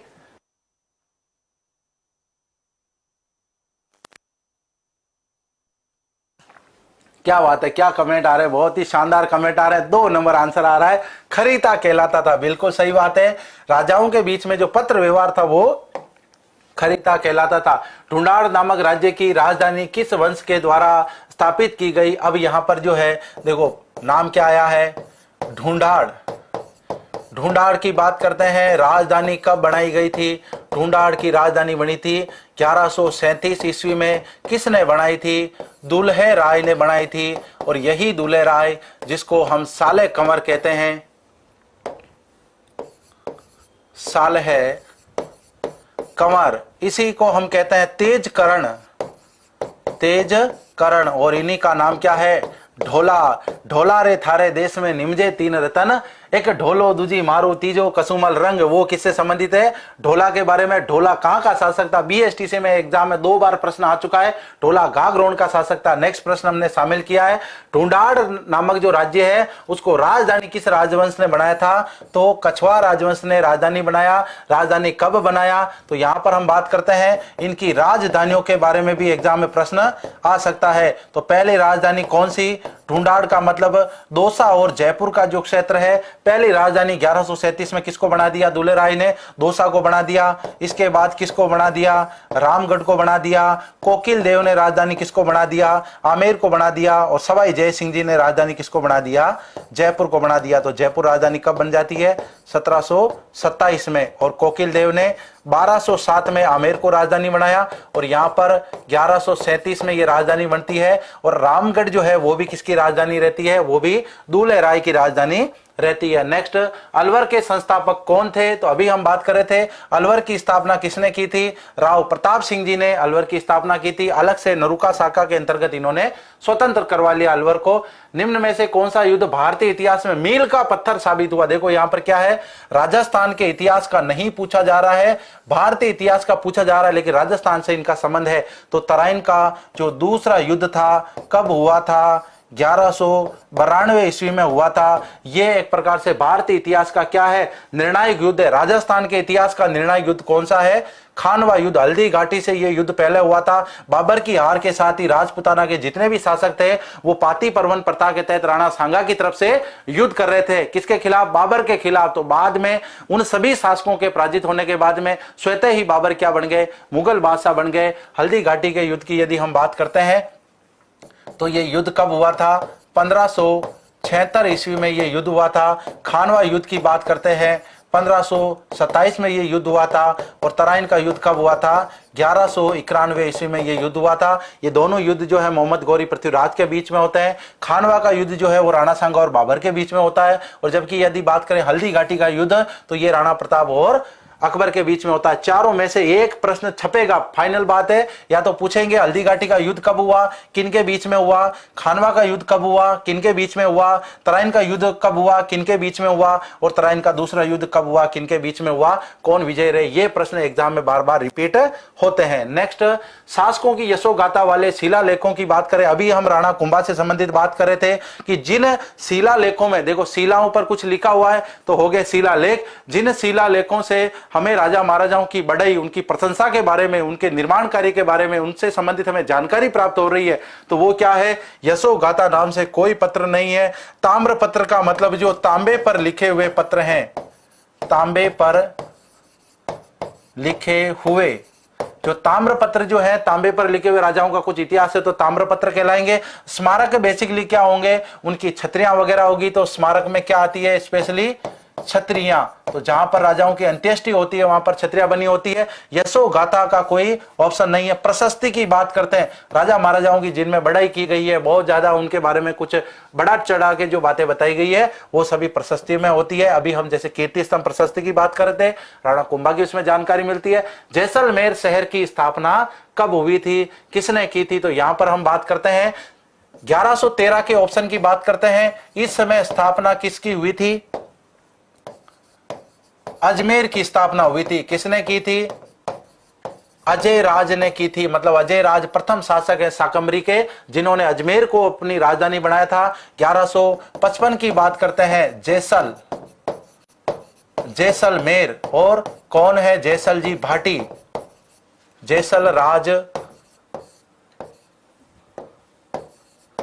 भाटी जो है उन्होंने यहां पर स्थापना की थी। इसके अलावा यदि हम बात करें 1459 की, यदि हम बात करें तो जोधपुर, और किसने बसाया, राव जोधा।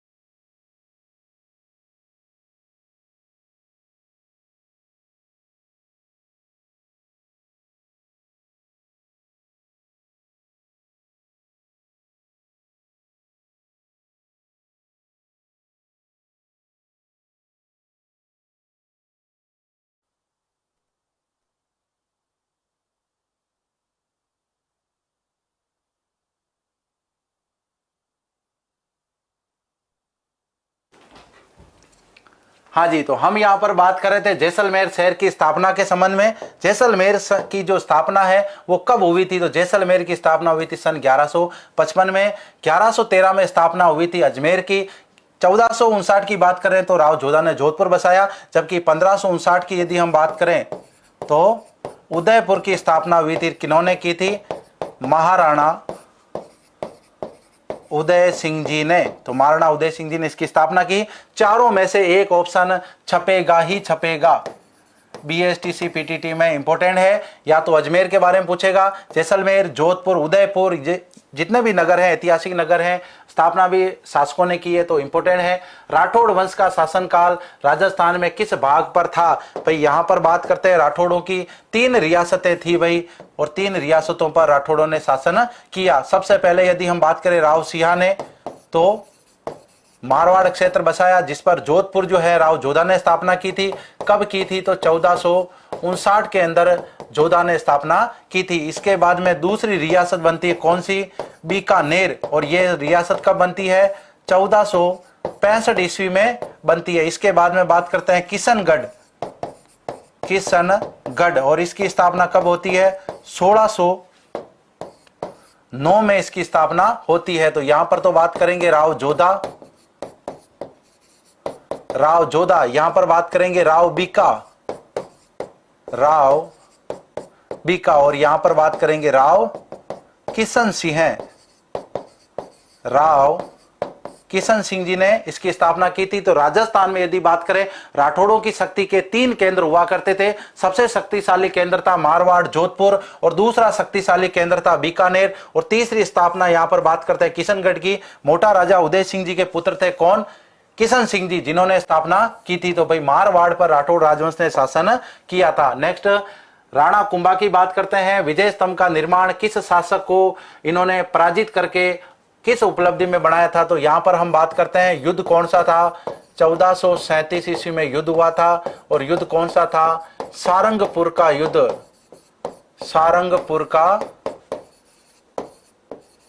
युद्ध हुआ था। दूसरी बात, यहां पर किनको पराजित किया था, तो भाई महमूद खिलजी को पराजित किया था। कहां के शासक थे ये, मांडू के सुल्तान थे, मांडू के ये सुल्तान थे। और विजय स्तंभ का इन्होंने निर्माण करवाया था। विजय स्तंभ के निर्माण की बात करें 1440 से लेकर 48 तक इसका निर्माण होता है। नेक्स्ट बात करते हैं राजस्थान की प्रसिद्ध लोक कथा ढोला मारू की यदि हम बात करते हैं। भाई देखो यहां पर लोक कथा की बात हुई है तो ढोला मारू से संबंधित बात करते हैं।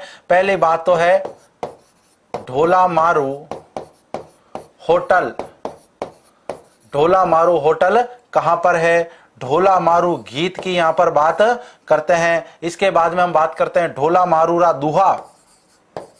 दूहा तो गीत की बात करते हैं, गीत है सिरोही क्षेत्र का, सिरोही क्षेत्र। ढोला मारू होटल की बात करें, आरटीडीसी की जो होटल है सबसे प्रसिद्ध होटल कहां पर, बीकानेर। इसके बाद में होटल फेमस कौन सी, जैसलमेर वाली ढोला मारू होटल। इसके बाद गीत सिरोही के प्रसिद्ध है। ढोला मारूरा दूहा जो है किसने लिखा था, कवि कलोल ने लिखा था। इसके बाद हम बात करें ढोला मारू नाम से एक क्या है, शराब भी है, देसी शराब जो है ढोला मारू नाम से ये भी है। निम्न में से प्रश्न आ सकता है, निम्न में से किसका संबंध ढोला मारू से नहीं है, है ना। तो अभी हम बात कर रहे थे ढोला कहां का शासक था, गागरोण का शासक था। और उनसे संबंधित बात यह भी है कि ढोला रे थारे देश में निमजे तीन रतन, एक ढोलो दूजी मारू तीजो कसुमल रुंग। और कसुमल रंग की यदि हम बात करें तो यह रंग किसका प्रतीक है, लाल रंग का प्रतीक है। बिल्कुल कवि कलोल को याद रखना है जी। ढोला मारू होटल की भी बात आ रही है, ढोला मारू गीत की बात आ रही है। ढोला मारू गीत सिरोही के प्रसिद्ध है। ढोला मारूरा दूहा जो है ये कवि कलोल ने लिखा। ढोला मारू होटल कहां है, बीकानेर जैसलमेर में है और इस नाम से देसी शराब बनाई जाती है। ढोला कहां का शासक था, ढोला गागरोण गढ़ का शासक था। तो यहां पर बात करते हैं ढोला गागरोण का शासक था। और बाद में दूल्हे राय के नाम से कहां चले गए, ढूंढाड़ क्षेत्र में चले गए। हाड़ा राजपूतों की सबसे प्रथम राजधानी कौन सी है, तो यहां पर हम बात कर चुके हैं इन तीनों से संबंधित। ये राजधानियां कब कब बनती है, 1631 की बात करें तो कोटा। इसके बात करें 1838 की तो यहां पर झालावाड़। और यहां पर बात करें बूंदी की तो 1241 ईस्वी। यहां पर बात करते हैं देवा हाड़ा जो है देव सिंह हाड़ा है। यहां पर झालावाड़ की बात करते हैं तो झाला मदन सिंह जी ने इसकी स्थापना की थी। और बात करते हैं कोटा जो है माधो सिंह जी ने अलग करवा लिया था।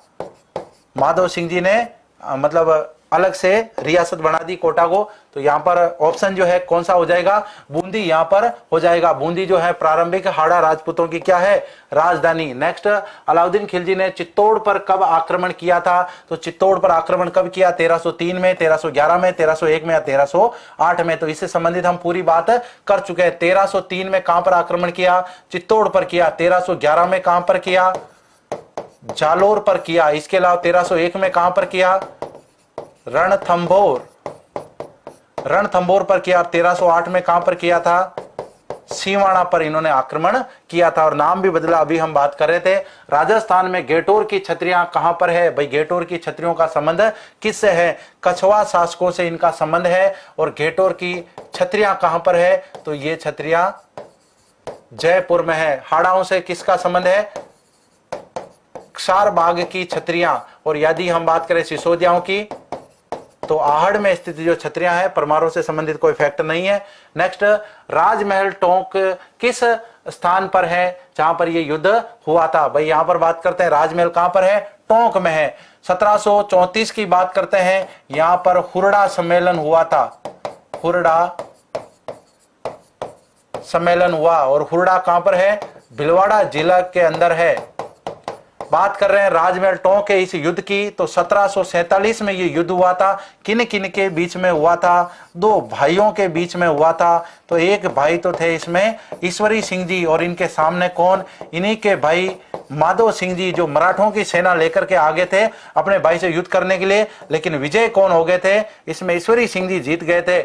नेक्स्ट, हाड़ी रानी का नाम किससे जुड़ा हुआ है? देखो इतिहास में जितने भी हाड़ा राजकुमारियां हैं सभी का नाम क्या है? हाड़ी रानी। इतिहास में सबसे ज्यादा हाड़ी रानी प्रसिद्ध कौन हुई? प्रारंभ में कर्मावती, जिसे कर्णावती भी कहते हैं, महाराणा उदय सिंह जी की मां थी, वो सबसे ज्यादा प्रसिद्ध हुई। लेकिन बात करते हैं सहल कंवर की। ये हाड़ी रानी का मतलब क्या है? सहल कंवर। और यहां पर हम बात कर रहे हैं कि ये किनकी पत्नी थी? सहल कंवर किनकी रानी थी? तो यहां पर सरदार रतन सिंह जी जो चुंडावत हैं, इनकी ये पत्नी थी। रतन सिंह जी चुंडावत का संबंध कहां से है? सलूम्बर से है। अब यहां पर सहल कंवर से संबंधित एक रचना है जिसका नाम है सेनानी। सेनानी का मतलब होता है निशानी, है ना, इसको हम निशानी भी कह सकते हैं। तो इसकी रचना किसने की थी? मेघराज मुकुल ने इसकी रचना की थी। अब यहां से देखो संबंधित क्या बात आ सकती है? सरदार रतन सिंह जी चुंडावत किनके थे?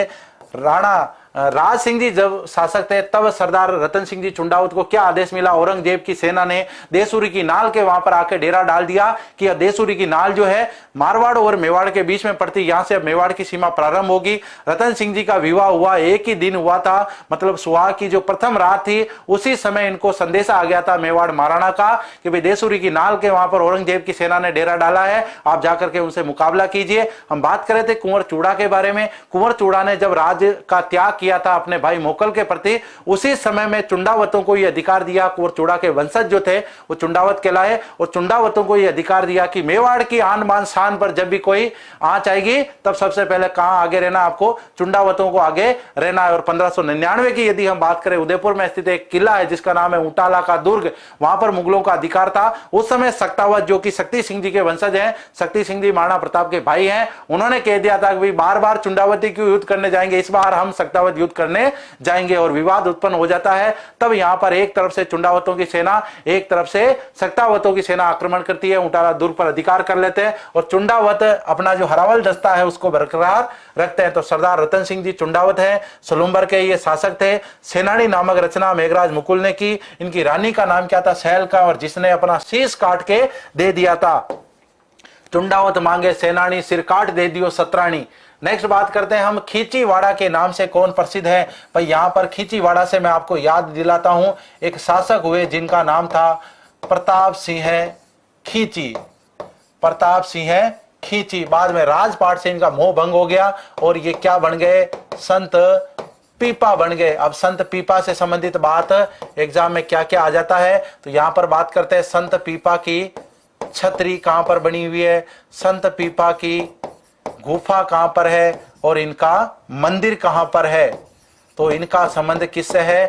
मंदिर की यदि हम बात करें, समदड़ी बाड़मेर में इनका मंदिर है और अंतिम समय यहीं पर इन्होंने बिताया था। दर्जी समुदाय इनको अपना आराध्य मानता है। गुफा की यदि हम बात करें तो ये कहां पर है? ये टोंक जिले में है, टोडा ग्राम में है। और छतरी की बात करें तो घाघरोण दुर्ग में इनकी छतरी है। तो भैया खींचीवाड़ा जो क्षेत्र है किसे कहा था? घाघरोण दुर्ग को खींचीवाड़ा कहते हैं क्योंकि यहां पर खींची शासकों ने शासन किया था। नेक्स्ट बात करते हैं लालगढ़ पैलेस जो बीकानेर में है, इसका निर्माण किसने करवाया? भाई लाल सिंह जी किनके पिता थे? महाराजा गंगा सिंह जी के पिता थे। और कल की क्लास में ही हमने बात की थी महाराजा गंगा सिंह जी से संबंधित। इन्होंने लालगढ़ पैलेस और विक्टोरिया मेमोरियल हॉल का निर्माण करवाया था। गंगा सिंह जी, जिन्हें आधुनिक भारत का भगीरथ कहा जाता है। राजस्थान के भागीरथ अर्थात आधुनिक भारत के भगीरथ उपनाम से किसे जाना जाता है? महाराजा गंगा सिंह जी को जाना जाता है। क्यों जाना जाता है? गंग नहर के कारण। गंग लहरी की यदि हम बात करें तो गंग लहरी किसकी रचना? पृथ्वीराज राठौड़ की रचना है। तो गंग नहर के कारण, जबकि यहां पर हम बात करते हैं गंग लहरी और दसम भागवतरा दोहा जो है ये किसकी रचना है? पृथ्वीराज राठौड़ की रचना है। एग्जाम में प्रश्न आ सकता है गंग लहरी का संबंध किससे है? गंग लहरी का संबंध गंगा सिंह जी से नहीं है, इनका संबंध पृथ्वीराज राठौड़ से है। जबकि गंग नहर का संबंध किससे है? महाराजा गंगा सिंह जी से है। महाराजा गंगा सिंह जी को आधुनिक भारत का भगीरथ कहा जाता है गंग नहर निर्माण के कारण। नेक्स्ट, इतिहास में मालदेव मुच्छाला के नाम से विख्यात कौन थे? भाई मुच्छाला मालदेव, जिनकी इतनी बड़ी बड़ी मूछें थी और मूछों से आधे लोग डर जाते थे, ऐसे थे मुच्छाला मालदेव। मुच्छाला मालदेव की यदि हम बात करें तो भाई ये कानरदेव सोनगरा के भाई थे। बाद में इन्होंने अलाउद्दीन खिलजी की अधीनता स्वीकार कर ली और बाद में इनको चित्तौड़ का प्रशासक भी बनाया गया। तो इनका नाम क्या, राव मालदेव से इनका कोई संबंध नहीं। मालदेव सोनगरा ये है, राव मालदेव जो है वो तो अलग शासक है। मालदेव सोनगरा जो चित्तौड़ के प्रशासक भी रहे, चित्तौड़ के प्रशासक भी रहे। और प्रशासक इन्होंने बनाया था, अलाउद्दीन खिलजी ने बनाया था। तो AK-47 लिख लेते हैं, AK ने बनाया, अलाउद्दीन खिलजी ने यहां पर इनको प्रशासक बनाया था। चित्तौड़ के दूसरे साके जो कि 1534 में हुआ था, राजपूतों का नेतृत्व किसने किया था? पहली बात तो आक्रमण किसने किया? आक्रमण, तो आक्रमण किसने किया था? आक्रमण की यदि हम बात करते हैं, बहादुर शाह ने आक्रमण किया था। कहां के शासक थे ये? गुजरात के शासक थे भाई। राणा सांगा की मृत्यु हो गई, उसके बाद में जो रतन सिंह जी शासक बने वो मजबूत शासक नहीं थे। उनकी मृत्यु के बाद में विक्रमादित्य जब शासक बने, गुजरात के बहादुर शाह ने सोचा मौका है बढ़िया, अभी मेवाड़ की स्थिति कमजोर दिख रही है, आक्रमण कर देते हैं। आक्रमण कर दिया मेवाड़ के ऊपर। लेकिन उस समय कर्मावती ने कूटनीति का परिचय देते हुए जो रणथंभौर की जागीर उनके पास में थी वो इनको प्रदान कर दी। 6 महीने बाद बहादुर शाह के वापस लालच आ गया, हो सकता है मेवाड़ वाले मुझसे डर गए, एक बार वापस आक्रमण करना चाहिए। तो वापस आक्रमण किया बहादुर शाह ने। तब गुस्सा आ गया कर्मावती को और संदेशा भिजवाया रावत बाग सिंह जी को। कहां के हैं? देवलिया प्रतापगढ़ के शासक हैं कि पधारो, स्वागत है आपका मेवाड़ में। और ये जो गुजरात के बहादुर शाह बार बार परेशान कर रहे हैं, मुकाबला करते हैं इनसे। जबरदस्त भयंकर मुकाबला हुआ। इसमें रावत बाग सिंह जी ने केसरिया कर लिया और कर्मावती ने जौहर कर लिया था। यह घटना कौन सी है? 1534 की, चित्तौड़ के दूसरे साके की। जयमल फत्ता की बात करें, इनका संबंध तीसरे साके से है। घोड़ा बादल का संबंध पहले साके से है। ये तीसरा साका कब हुआ था? 1568 में हुआ था। पहला साका कब हुआ था? 1303 में हुआ था। भाई इस समय शासक कौन थे? उदय सिंह जी, इस समय रतन सिंह जी और इस समय विक्रमादित्य शासक थे। कल्लाजी राठौड़ जो है जयमल फत्ता जी के साथ ही वीर गति को प्राप्त हुए और 4 हाथों वाले लोक देवता कहलाए। नेक्स्ट, राजस्थान में 1857 की क्रांति का प्रारंभ किस स्थान से माना जाता है? भाई 1857 की क्रांति का राजस्थान में बिगुल कहां से बजा? तो 28 मई 1857। कौन सी इन्फेंट्री? 15वीं नेटिव बटालियन या फिर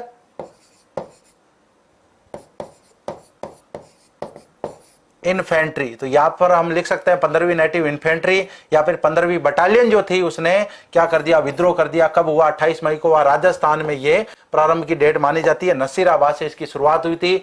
मेवाड़ बिल कॉर्प्स की स्थापना जो है कब हुई थी? भाई इसका मुख्यालय इसका कहां पर था? अभी वर्तमान में खेरवाड़ा जो है ना, खेरवाड़ा उदयपुर में जो खेरवाड़ा है डूंगरपुर बॉर्डर पर, वहां पर यह स्थापित है। और 1841 में इसकी स्थापना की थी। मेवाड़ बिल कॉर्प्स, जिसे हम शॉर्ट में MBC भी कहते हैं। अभी भी एक पुलिस में ये बटालियन है। तो इन्होंने बहुत साथ दिया था अंग्रेजों का। तो यहां पर इसकी स्थापना कब हुई? 1841 में। देश में 1857 के प्रथम स्वतंत्रता संग्राम का आगाज कहां से हुआ? भाई मेरठ छावनी से इसका आगाज हुआ था। कब हुआ था? 10 मई 1857 को इसका आगाज हुआ था। और राजस्थान में सबसे पहले कहां पर हुआ? नसीराबाद में। कब हुआ? 28 मई 1857 को ये हुआ था। नेक्स्ट बात करते हैं, राजस्थान में प्रथम स्वतंत्रता संग्राम के प्रारंभ होने से पूर्व अजमेर की सुरक्षा का भार किसके ऊपर था? 15वीं नेटिव इन्फेंट्री के ऊपर था। लेकिन इन्होंने विद्रोह कर दिया तो मामला गड़बड़ हो गया यहाँ पे। नेक्स्ट, राजस्थान में ब्रिटिश सत्ता का प्रमुख केंद्र कौन सा था? भाई अजमेर मेरवाड़ा जो क्षेत्र है, अजमेर मेरवाड़ा क्षेत्र जो है ये क्या था? चीफ कमिश्नर प्रांत था। चीफ कमिश्नर प्रांत, आज की भाषा में इसे हम कह सकते हैं ये उस समय केंद्र शासित प्रदेश था। अर्थात अजमेर जो था राजस्थान में अंग्रेजों का प्रमुख केंद्र था। नेक्स्ट, 1857 के विद्रोह के समय राजस्थान के AGG कौन थे? जॉर्ज पैट्रिक लॉरेंस जो थे उस समय AGG थे। AGG का मतलब क्या होता है? AGG कई बार पूछ लिया जाता है। तो agent to the governor general agent to the governor general, वर्तमान में राज्यपाल की जो स्थिति है वो उस समय इनकी स्थिति हुआ करती थी भाई। नेक्स्ट, 1857 के विद्रोह के समय भारत के गवर्नर जनरल कौन थे? लॉर्ड कैनिंग उस समय भारत के गवर्नर जनरल थे। एग्जाम में कई बार पूछा गया है। नेक्स्ट, 1857 की क्रांति के समय राजस्थान में कितनी सैनिक छावनियां थी? भाई 6 सैनिक छावनियां थी। एग्जाम में ऐसे भी प्रश्न आ सकता है, निम्न में से कौन सी छावनी नहीं थी? तो एक छावनी थी कहां पर? नसीराबाद के अंदर, दूसरी थी ब्यावर, तीसरी थी देवली, चौथी थी एरिनपुरा, पांचवी थी भाई नीमच, और एक कौन सी बच गई? खेरवाड़ा वाली, खेरवाड़ा। तो खेरवाड़ा भी वर्तमान में कहां पर पड़ती है? उदयपुर में। और तत्कालीन कहां पर थी? तत्कालीन उस समय बात करते हैं मेवाड़ के अधीन थी। नीमच अभी वर्तमान में कहां पर है? एमपी। और उस समय किस में था? उदयपुर में था भाई, उदयपुर के अधीन थी। एरिनपुरा की बात करते हैं तो पाली में थी। और यहाँ के जो क्रांतिकारी थे उन्होंने क्या नारा दिया? चलो दिल्ली मारो फिरंगी, चलो दिल्ली मारो फिरंगी। तो यहां पर एग्जाम में यह भी इंपॉर्टेंट है, चलो दिल्ली मारो फिरंगी का नारा किसने दिया? देवली की यदि हम बात करें तो देवली वर्तमान में कहां पड़ता है? टोंक जिले में। और ये दोनों कहां पर है? ये तो दोनों अजमेर के अंदर हैं। तो यहां पर कितनी सैनिक छावनियां हो जाएगी? 6 सैनिक छावनियां हो जाएगी। बिल्कुल, विद्रोह में ब्यावर और खेरवाड़ा के सैनिकों ने कोई इंटरेस्ट नहीं लिया भाई, बाकी तो धूम धड़ाके के साथ में सभी शामिल हुए थे।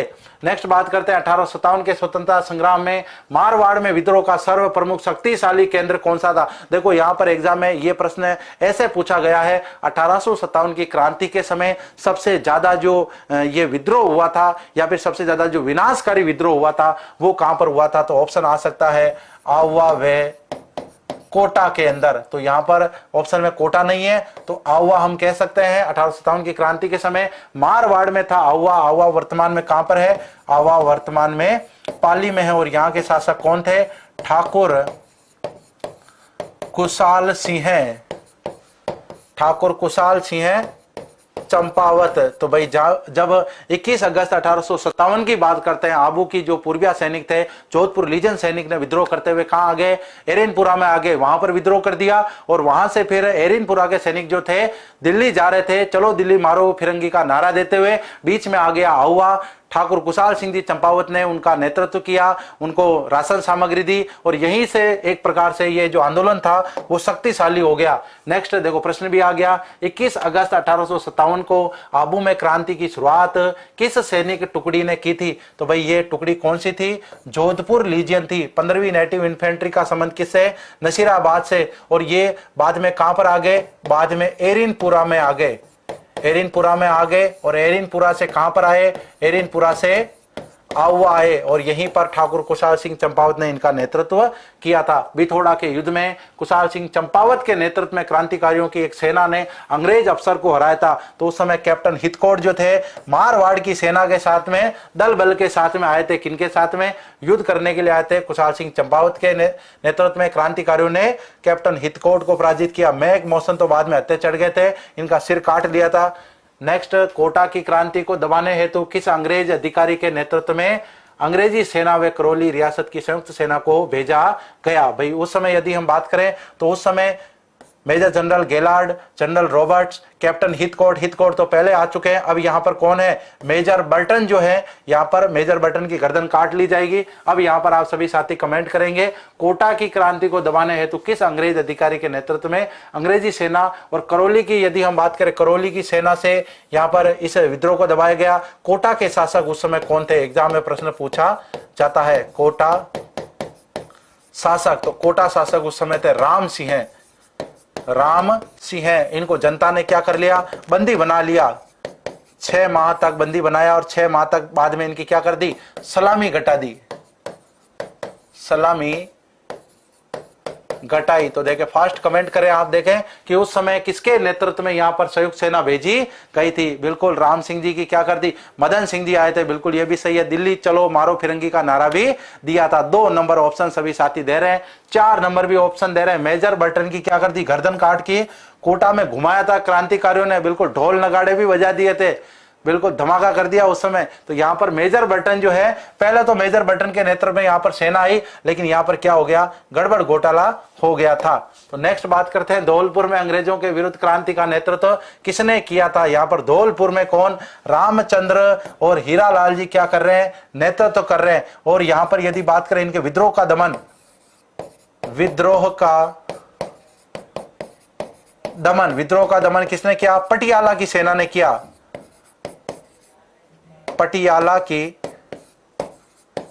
पटियाला की सेना ने इनके विद्रोह का दमन किया था। शेखावाटी में स्वतंत्रता आंदोलन की धूम मचाने वाले कौन थे, तो यहां पर हम बात करते हैं ठाकुर डूंगर सिंह जी, मान सिंह जी नरूका, जवाहर सिंह जी शेखावत, या फिर हम यहां पर एक ऑप्शन, चूंकि इसके नीचे और ऑप्शन थे, ए व सी दोनों।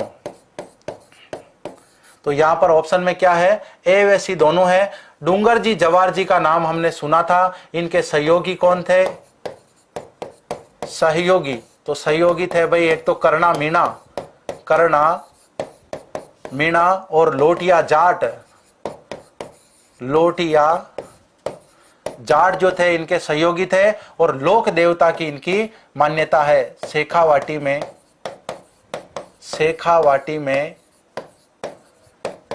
लोक देवता की मान्यता। तो भाई डूंगर जी जवाहर जी की यदि हम बात करें, रामगढ़ के सेठ जो हैं बड़े धनवान व्यक्ति थे, तो जब भी इधर उधर जाते डूंगर जी जवाहर जी क्या करते, घात लगाकर बैठे रहते, उनको लूट लेते। और जैसे ही सेठ जी जा रहे हैं आराम से, धन की पोटली साथ में है, और उधर से डूंगर जी जवाहर जी आते, सेठ जी क्या माल गाड़ छोड़ के भाग जाते। डूंगर जी जवाहर जी यही जो धनराशि होती थी गरीबों में बांट दिया करते थे। तो शेखावाटी के जनमानस में इनकी मान्यता क्या है, लोक देवता के रूप में है। 1857 की क्रांति की बात करें, क्रांति से पहले इन्होंने नसीराबाद छावनी को लूट लिया, और लंदन की पार्लियामेंट में इनके नाम की चर्चा हुई कि भाई कौन है ऐसे व्यक्तित्व जिन्होंने हमारी नसीराबाद छावनी को लूट लिया। तो ऐसे व्यक्तित्व थे डूंगर सिंह जी और जवाहर सिंह जी। तो यहाँ पर चाचा भतीजा थे और धमाका कर दिया इन्होंने शेखावाटी में। संप सभा की स्थापना किसने की थी, संप सभा की स्थापना की बात करें, माणिकलाल जी वर्मा ने की, जय नारायण जी व्यास ने की, बलवंत सिंह जी मेहता ने की, गोविंद जी गिरी ने की थी। तो ये स्थापना कब होती है, 1883 ईस्वी में होती है। और इन्हीं का मानगढ़ पहाड़ी पर जो सम्मेलन चल रहा था उस पर क्या कर दिया अंग्रेजों ने, गोलीबारी कर दी। तो गोविंद गिरी जी ने इसकी स्थापना की थी। सिरोही क्षेत्र में स्थापना होती है। प्रसिद्ध एक ही आंदोलन का नेतृत्व या सूत्रपात किसने किया था, ये आंदोलन कहां से शुरू हुआ था, ये आंदोलन मातृकुंडिया से शुरू हुआ था।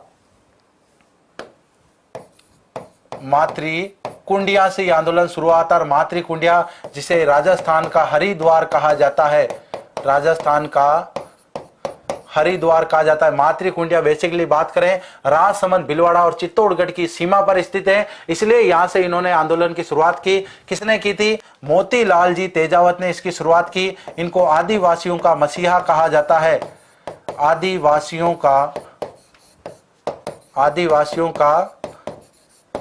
मसीहा इनको कहा जाता है। नेक्स्ट, एक स्थान जो राजस्थान का जलियांवाला बाग की घटना से जाना जाता है, जहां ब्रिटिश सेना ने 17 नवंबर 1913 को करीब 1500 कबीलाइयों या फिर हम कह सकते हैं भील आदिवासियों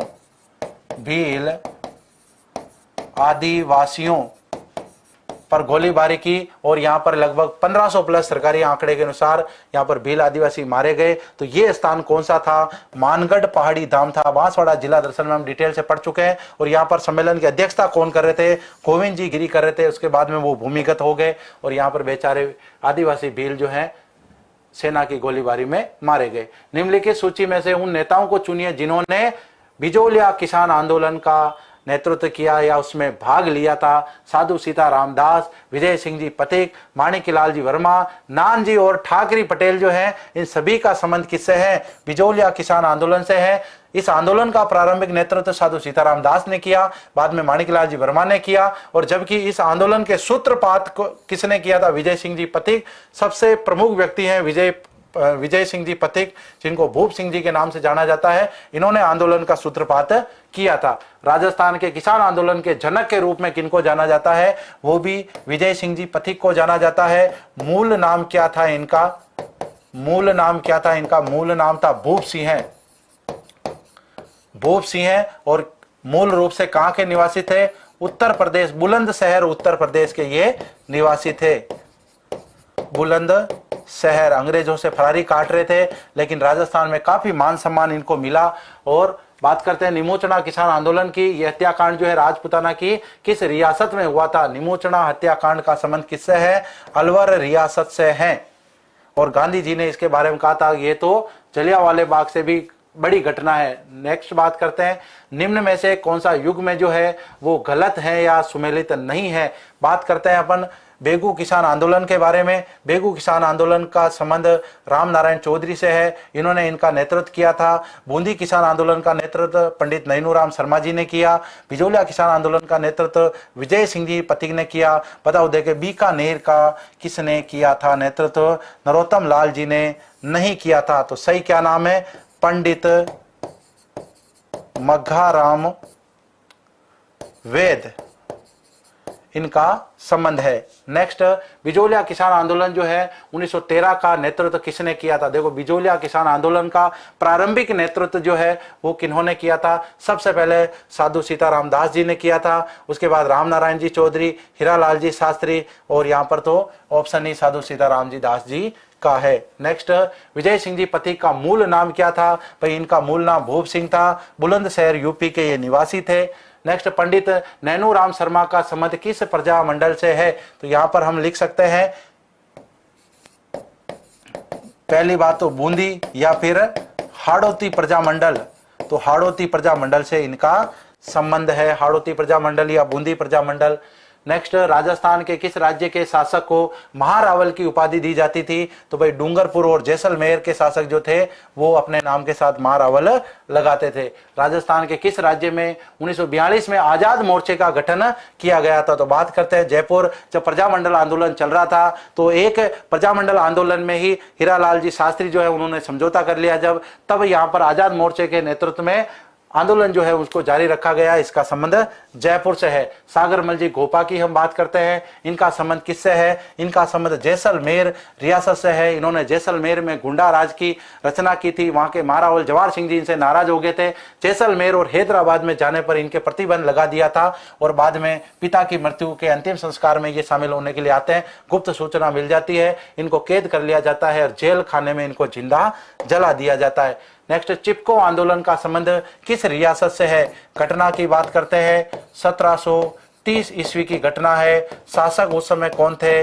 अभय सिंह उस समय मारवाड़ के शासक थे। और उस समय ये क्या घटना है? अभी 2 दिन पहले अमृता देवी बिश्नोई जी का क्या है बलिदान दिवस निकला है। तो ये क्या एग्जाम की दृष्टि से, करंट अफेयर की दृष्टि से क्या इंपोर्टेंट है? तो यहाँ पर हम लिख सकते हैं अमृता देवी बिश्नोई, अमृता देवी बिश्नोई के नेतृत्व में 363 महिला पुरुषों का बलिदान, पुरुषों का बलिदान इस घटना में हुआ था। नेक्स्ट, स्वतंत्रता प्राप्ति के समय राजस्थान में देशी रियासतों की संख्या कितनी थी? 19 देशी रियासतें व 3 ठिकाने थे। 3 तो ठिकाने थे। ठिकाने कौन कौन से? तो यहाँ पर रियासतों का इतिहास हम पढ़ ही रहे हैं। ठिकाना है एक तो लावा, दूसरा है निमराना और तीसरा है कुशलगढ़। कुशलगढ़। तो यहाँ पर लावा की बात करते हैं। लावा कहाँ पर है?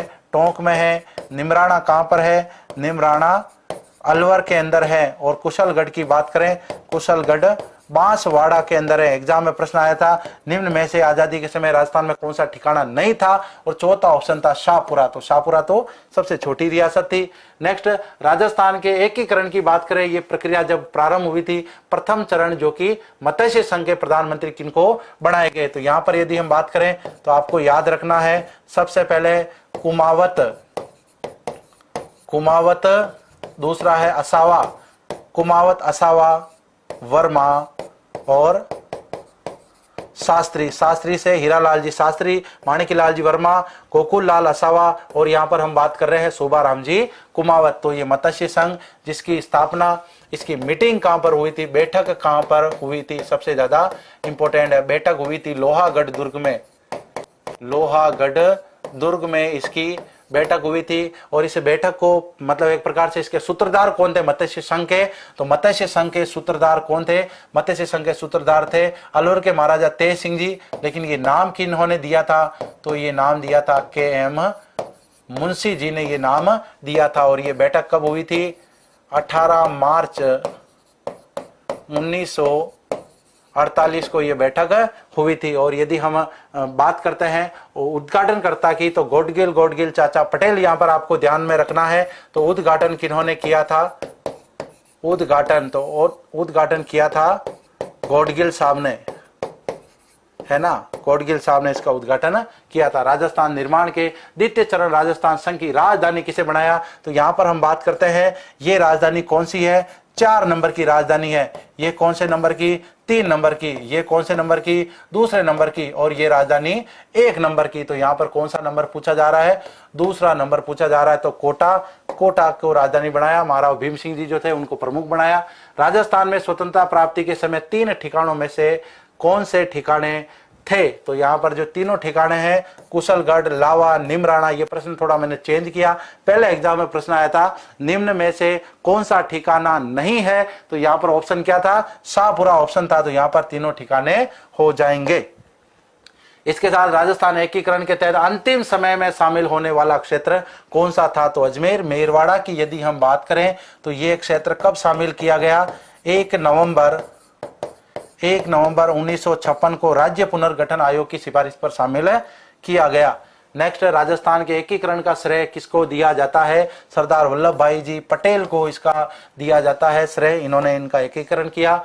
महारावल चंद्रवीर सिंह जी ने राजस्थान संघ के निर्माण के समय कहा था कि मैं इस विलय पत्र पर नहीं, अपने मृत्यु प्रमाण पत्र पर साइन कर रहा हूं, अर्थात मैं अपने डेथ वारंट पर हस्ताक्षर कर रहा हूं। तो ये किस रियासत से संबंधित है, मोस्ट इंपोर्टेंट, बीएसटीसी पीटीटी में कई बार ये एग्जाम में प्रश्न पूछा जाता है। फेवरेट क्वेश्चन है कि भाई महारावल चंद्रवीर सिंह जी जिन्होंने कहा था कि मैं अपने डेथ वारंट पर साइन कर रहा हूं, किस रियासत से संबंधित है, बांसवाड़ा के शासक थे। ये वक्तव्य किन्होंने कहा था, महारावल चंद्रवीर सिंह जी ने कहा था। मत्स्य संघ में सम्मिलित रियासतें थी, तो यहां पर अपने को ध्यान रखना है ए, बी, सी और डी, ABCD अपने को याद रखना है। ए का मतलब अलवर, बी का मतलब भरतपुर, सी का मतलब करौली और डी का मतलब धौलपुर। तो ऑप्शन नंबर 3 इज करेक्ट। अभी हम बात करते हैं इससे संबंधित, किस आयोग की सिफारिश पर आबू दिलवाड़ा तहसील और अजमेर मेरवाड़ा को राजस्थान में मिलाया गया, भाई कब मिलाया गया, अभी हम बात कर रहे थे 1 नवंबर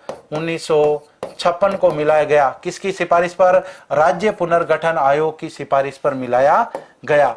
और बात करते हैं राजस्थान की सभी रियासतों को मिलाकर राजस्थान यूनियन बनाने की जो प्लानिंग थी वो किन की थी, मेवाड़ महाराणा भूपाल सिंह जी ने एक मीटिंग बुलाई थी और मीटिंग बुला करके आसपास के शासकों को शामिल किया और कहा कि हम तो बनाएंगे राजस्थान यूनियन। मेवाड़ यूनियन बनाने का भी इनका प्लान था, लेकिन इन्होंने सोचा कि आसपास के बड़े क्षेत्र भी शामिल हो रहे हैं, तो इसका नाम क्या कर दिया, राजस्थान यूनियन इन्होंने नाम कर दिया था। नेक्स्ट बात करते हैं देशी राज्यों की आत्मनिर्णय का जो अधिकार प्राप्त था, वो ये अधिकार इनको किसने दिया था, तो भारतीय स्वतंत्रता अधिनियम जो 1947 था, उन्होंने कहा था कि भाई देशी रियासतें स्वतंत्र भी रह सकती है और बाकी चाहे तो भारत और पाकिस्तान संघ में मिल सकती है। जोधपुर के कौन से राजा अपनी रियासत को स्वतंत्र इकाई के रूप में रखना चाहते थे, तो वे हनुमंत सिंह जी और हुनर सिंह जी थे। प्रारंभ में इन्होंने कहा या तो मैं अपनी रियासत को स्वतंत्र रखूंगा या फिर मैं मिलूंगा। तो मोहम्मद अली जी जिन्ना ने बहुत बढ़िया मेरे को बातें कही है, मेरे को उनकी बातें समझ में आ रही है, मैं तो पाकिस्तान में मिलूंगा।